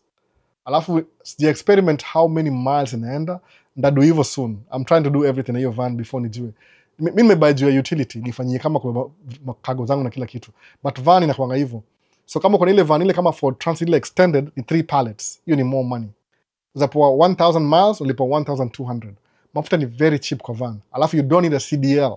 Hiyo ndio muhimu ya van. You do not need a CDL license. License ya kawaida unafanya nayo van. So if you want to get into business, nunua van once and a van kwanza ama box truck. Box truck ni kama van, but van iko more niche. Sometimes you are slow, sometimes iko fast. But lazima ukipata contract hivi, kwama nayo. Kuwa na macontracts ziko reliable, utakuwa sawa. Sababu utadu na mtu mmoja, utadu 3-4 customers, unawa service every day. Ni hustle by the way. But you don't need a CDL. Alafu uki-upgrade labda uta-upgrade kwa truck baadaye. Kama una mbinu anza na hiyo van. No. Van brand new ni kama 64,000. Kani ningenunua van same finance na same everything, niko nalipa 1400 per month for 5 years. Ningeenda kuilipia kama 74,000 hivi. But because I'm buying it for my own utility, kanunua used, cheap kidogo. Kama a third of the price. Nimebuy van yangu 24,000. Unaona? 24,000. Na niko na down payment, so ni kama nimebakisha kama 18,000 imebaki kitu kama hiyo, which I'll pay off. Loan yenyewe ni 4 years term, but I might pay it off after 1 year. but because sitaki kufanya bank madharau, at least ndapatia 2 years. Ikirudi huko sitaki kukill interest yao haraka. But that's how you make money in a van, by the way. Mapallets ziko expedite haraka. Kama sasa ni kitu kama tuseme sofa iko Minnesota, ataka kwa California kesho asubuhi. Na anaishi kwa neighborhood ndogo. Utapoa hiyo sofa you tie down, teke California kesho kutwa, udrop. Unaona? Tracking itabidi atoe kwa warehouse, iende kwa warehouse ingine, alafu kuna ile fan on delivery, inakuwa story mob in between tracking. Sababu tracking yona na bulk. Van ile on a squeeze. You can still make money. Mimi sijaifanya van, but niko na van. So yangu ni private, by the way. Si a job. Ni ile tu private kwa vitu zangu zile za track. So, but ndakwambia, ndauliza more information. I will learn, since niko na van, najaribu kuexploit hiyo story ndakwambia. Searching. Venye ulibuy hizo leaf blower 2, rudisha moja just to make them work. Hapa na kanizo niko na backup, libuy backup juu nilifanya madharau mpaka sema muonga hivyo. Ukifanya madharau na kushow madharau pia. Unaona? Sema you don't know, man. I make more money than you do. Unafanya kazi kwa store. Maybe they make more money. Maybe ni trust fund baby. But in terms of income sahi, naweza buy 2 by the way. Alini discriminate. Unaona? Ndawa show by the way, ni buy 2. Nifanye madharau hiyo msee lakini. Alafu imagine niko wanafunga in 1 hour, ikabidi nikimbie back huko 15 minutes before wafunge nikabaya haraka. So Nasor Bethan Web na kusikia nikitokea TZ. Huyu ni mTZ mwingine. Nafikiri hao ni wasewa Owen amenifungulia watu wamerudi wengi kuwatch tena. Nice t-shirt Albo. Nice advice learning from an owner. Ndio hivyo bana Johnston lazima ufanyie owner utalearn everything. That's what I did by the way. Anakwambia everything. Mimi si gatekeeper. I'm telling you everything. Ukifanyia kwa owner you learn more than you bargain for. Unaona? Newell. Oya Albo. Hii content yako ni nice sana. I'm looking to stop going to school and focus on it. Big up, man. Uko stress already ama? Kama uko shule, maliza shule. Finish your thing. Quit shule. Maliza shule pia kwanza. Hakuna mali inaenda, utaanza baadaye tu. So Martin Gicheha. If there is a way to get driving classes for tracking and work for a company, is there a way to get driving classes for tracking and work for a company? Of course, kunaye. Swift will train you, Schneider will train you, alafu you'll work for them, but they'll pay you peanuts your first 2 years. Because lazima udipele, nothing is free, by the way. Mimi nifanyia Swift, they were paying me peanuts. I was making, nikikuwa job zangu za hustle, nikuwa na Walgreens, na Medtronics, Boston Scientific, I was making $2,000 a month. Check out here. Swift, I was making $300 a week. So nikianza I was making less money than I was making kwa job zangu za hustle. But nilivumilia. After a while ikakuwa $600 a week. So my best week ni making $900. Hiyo nilikimbia kawa wazimu. Nilidrop mzigo kwa customer, nikapika ingine immediately. Nikaikimbisha karibu 3,000 miles. Nikalipwa hiyo pay period ikakuwa $900. That was a lot of money. But averagely I was making like $600 a week, which is $1,200 to $2,400. Which in a difference more than what I was making doing my hustle, job 2. But the difference ni ile, nililearn how to drive a truck. Mona. But tena kuja kubaya yangu nilikuwa na 3 years experience. That's what happened to me. Alafu 2 years experience, nilifundishwa na best yangu side dump, gari karibika. So ikabidi ikafanyia Nigeria.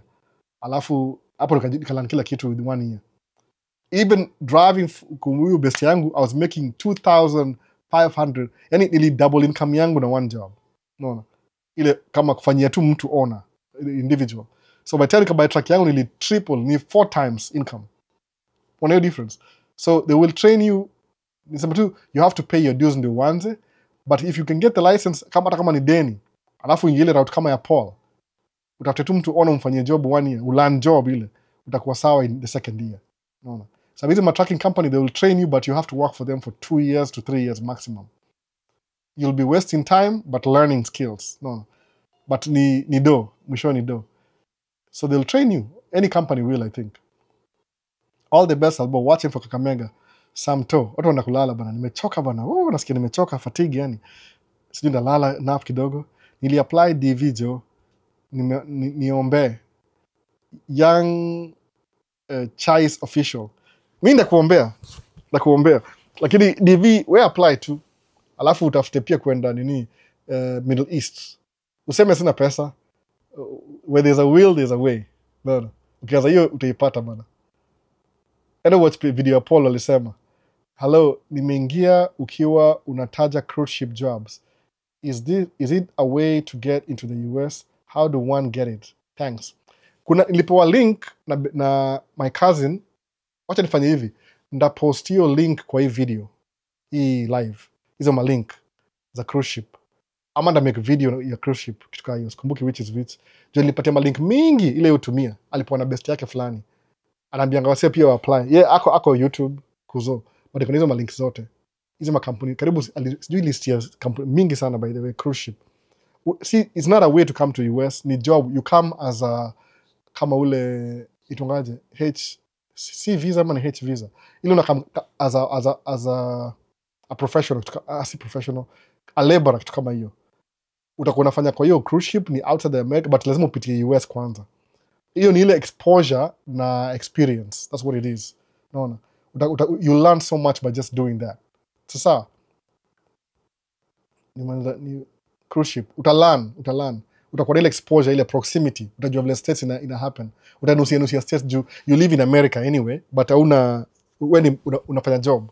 Unaona, Haron Njangi, pamoja wasema na kulala bwana, unachoka. What I mean is, does trucking companies sponsor driving classes and work for them? Yeah, utafanya, they will train you, then you'll work for them for 2 to 3 years, then once umaliza deni yako, then they'll let you go. Ukiwacha after 1 year, you have to pay them in full. That's what people do. Au ingia na train, unafanya 6 months, alafu unabaki na deni, unapay in full, alafu na move on. Unaona, ukuje uanze niambie, ndakwambia what to do. Tutaongea, tudiscuss hiyo story. So Albo, thanks for the wisdom. Googs Carven, karibu bana, karibu.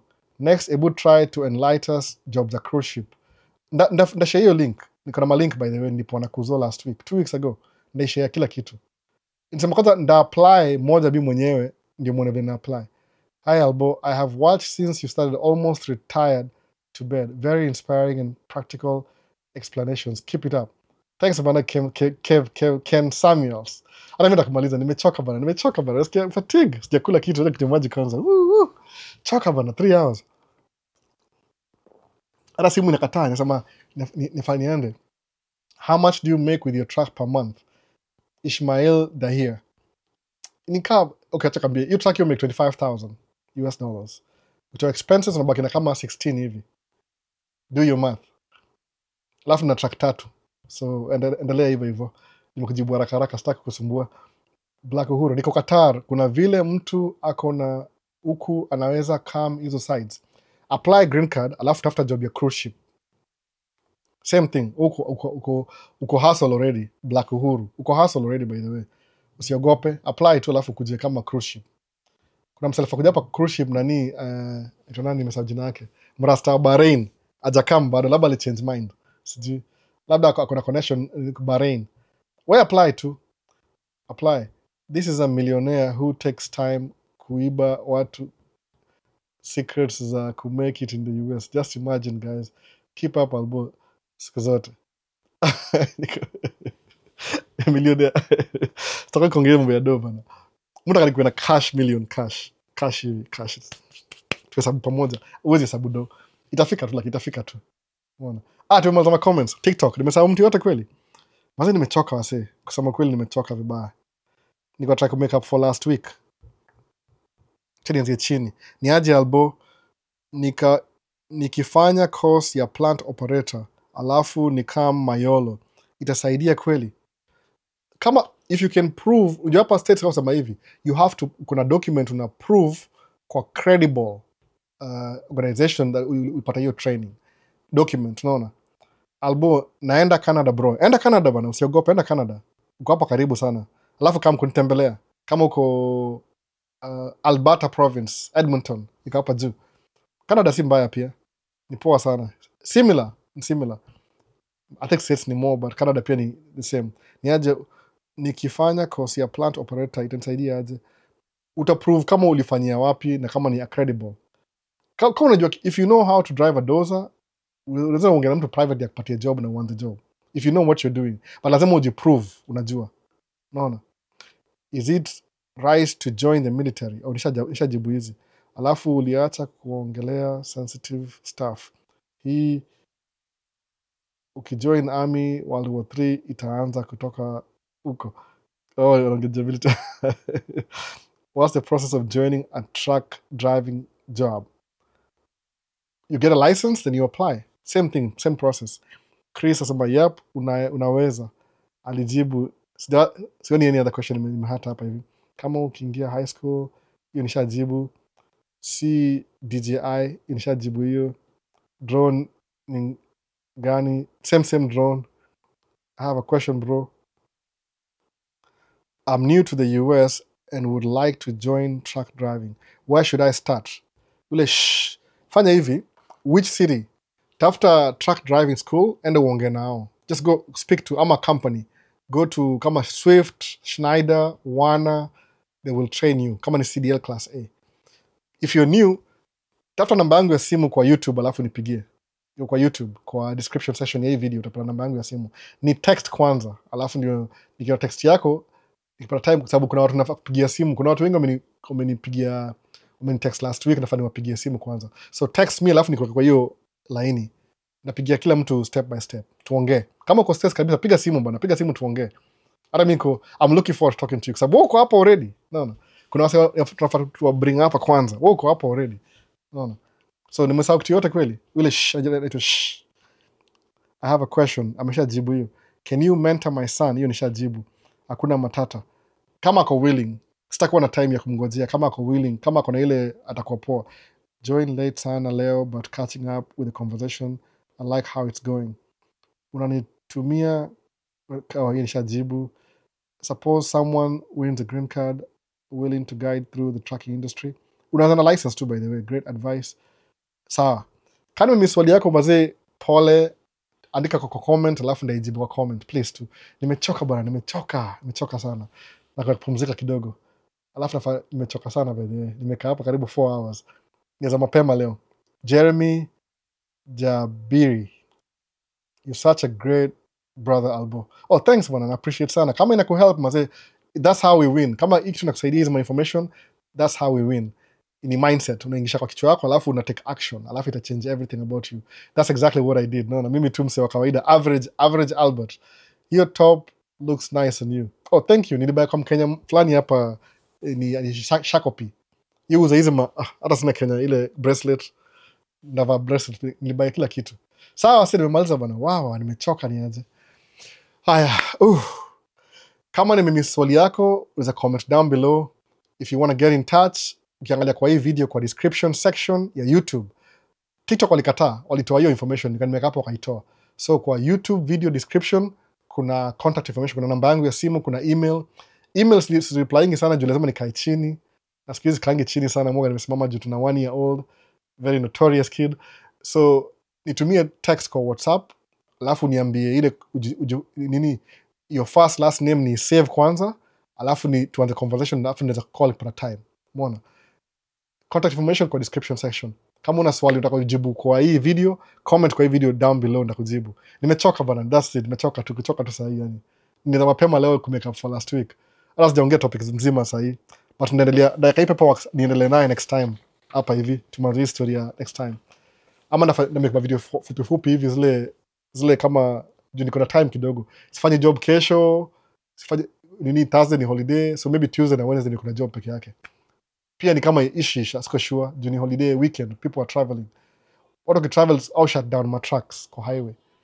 So mazee, nashukuru sana kunikeep company hapa Man Cave. Asante wale wako Kenya, wale wako hapa States afternoon poa, wale wako Qatar na kulala pia. Anywhere you are in the world. Swali comment down below. Hii nimemake up for last week, ni miss live, nimedu leo, hata sijamaliza kila kitu, bado kuna page 2 ya maneno hapa hivi. Ndio hizo video baadaye. Lakini ni hivyo story man, ile tu kuwa na ile change mindset yako. Think like you're rich already. Unaona? Fikiria nikasema tu niko na Range Rover, niko na hao, niko rich, niko na mahao. Think like that every day. Unaona? Jipatie ile affirmation. It sounds stupid, but believe me, it works. Inafanya kazi. Jipatie motivation. Sema mimi ni mdosi, niko States, niko hapa. Live like you're already here. ile watu fake it until you make it, something close to that. Don't spend money faking it. Live like you're already rich. Kuwa positive. Usione kitu yote kama obstacle. Sababu whatever you think is an obstacle, one day you may create in your mind, your own mind. I exist, by the way. Outside yourself, you exist. I don't even know if you're discouraged. But you, jipatie ile seme, this is me. I'm rich. Kama sema I'm a multi-millionaire. I live like I'm a multi-millionaire. Besides nothing. Nothing will stop me unless ni kufe leo. If I die, well, too bad. But mimi, I live like I'm already rich. Sasa, hivyo tu. Do the same thing. Jipatie affirmation seme, si ile ati ya kujidanganya ile, ni mindset. You think about it. I'm going to do this, I'm going to do this, I'm going to do this. Believe me, every time unakuwa na one win kwa hiyo list yako ya kitu, andika down if you have to. Write it down. Write it down. Objectives of this year. Najua tunaingia tuko sijui November ama tuko November saa hii. Sema objective number 1, ndaenda States. Number 2, ndaanza tracking. Number 3, naingia real estate. I'm going to be a multi-millionaire by the time I'm 30. Ukiwa 30 na wewe si multi-millionaire, I guarantee utakuwa $500,000. Utakuwa halfway in. Hiyo is better than nothing. Kwa sababu ukiangalia nyuma uone where you are and where you are, you're in a better place than where you are. Unaona sasa itakuwa hivyo. Jipatie affirmation. Usiwahi think negatively. Usichukie mtu, by the way. It's not worth your time. No. It's just, I'm sorry. Don't even hate somebody. No. Tumia success ya mtu mwingine kama inspiration kukusaidia wewe. Ndio kwa hivyo. Mfanyanga hivyo, by the way. Msema zena gari poa. Wazi. Thank you. Nimuona katile auto show nione vile Lamborghini inakaa. Naangalia Lamborghini sema, man, it's a nice car but it's too low. It would be nice if I had one, but I gotta make some money though. 600,000. Lazima nimeke kama 10 million, alafu ninunue Lamborghini. Juu nishaiona already kwa mind yangu. Here, naona. Hii nyumba is too small. I need a big man cave. Niko na space nyuma. I'm thinking every day. If you're lost in your thoughts, what does it be positive? See negative. Don't hate anybody. You don't even have the ounce in your body ya kuhate mtu. It's too much energy wasted. Naona. Usiwatch TV sana. Kama unawatch live kana kusaidia, andika notes. Kama una time, enda ulale kwanza. Utaiwatch kesho ama kesho kutwa. Naona. Usikae tu social media the whole day to learn something. Wala wasa unawatchingi, watch wasa wanakuinua. Si wasa wanakuentertain. You don't have time for that. Mtu anakuanga entertain ndio yoga maskini. Unajua hivyo? Watu maskini ndio yoga kwa sababu nini? You're wasting your time getting entertained. While everybody else who's making the entertainment program, anakuprogram well so you can make money for them. No, nakumbuka hivyo. When you're watching a movie, your movie ime clocks juu ni 2 billion kwa box office. Na una watch for free. Au juu you're the one when your client, when your customer. Wacha kuwa na 80%, kuwa 20%. Kama kuna recession, when you una benefit kwa recession, si ati una lose kwa recession. Naona hivyo. Limit kuna hiyo mindset ile the winning mindset. Hauna time ya kuhate mtu. Kama una envy mtu, wacha hiyo envy kuwe fuel. Naona. I don't have any enemies. Sema kweli kabisa. Hata dere wangu niko na cheka tu akisumbua kichwa. Sema tu you give me a hard time. Give me the key. Okay, thank you. hey, tell me if this work. Nambia, okay, sawa. Shika kifungu. Do you still want to drive? Okay. No, nothing personal.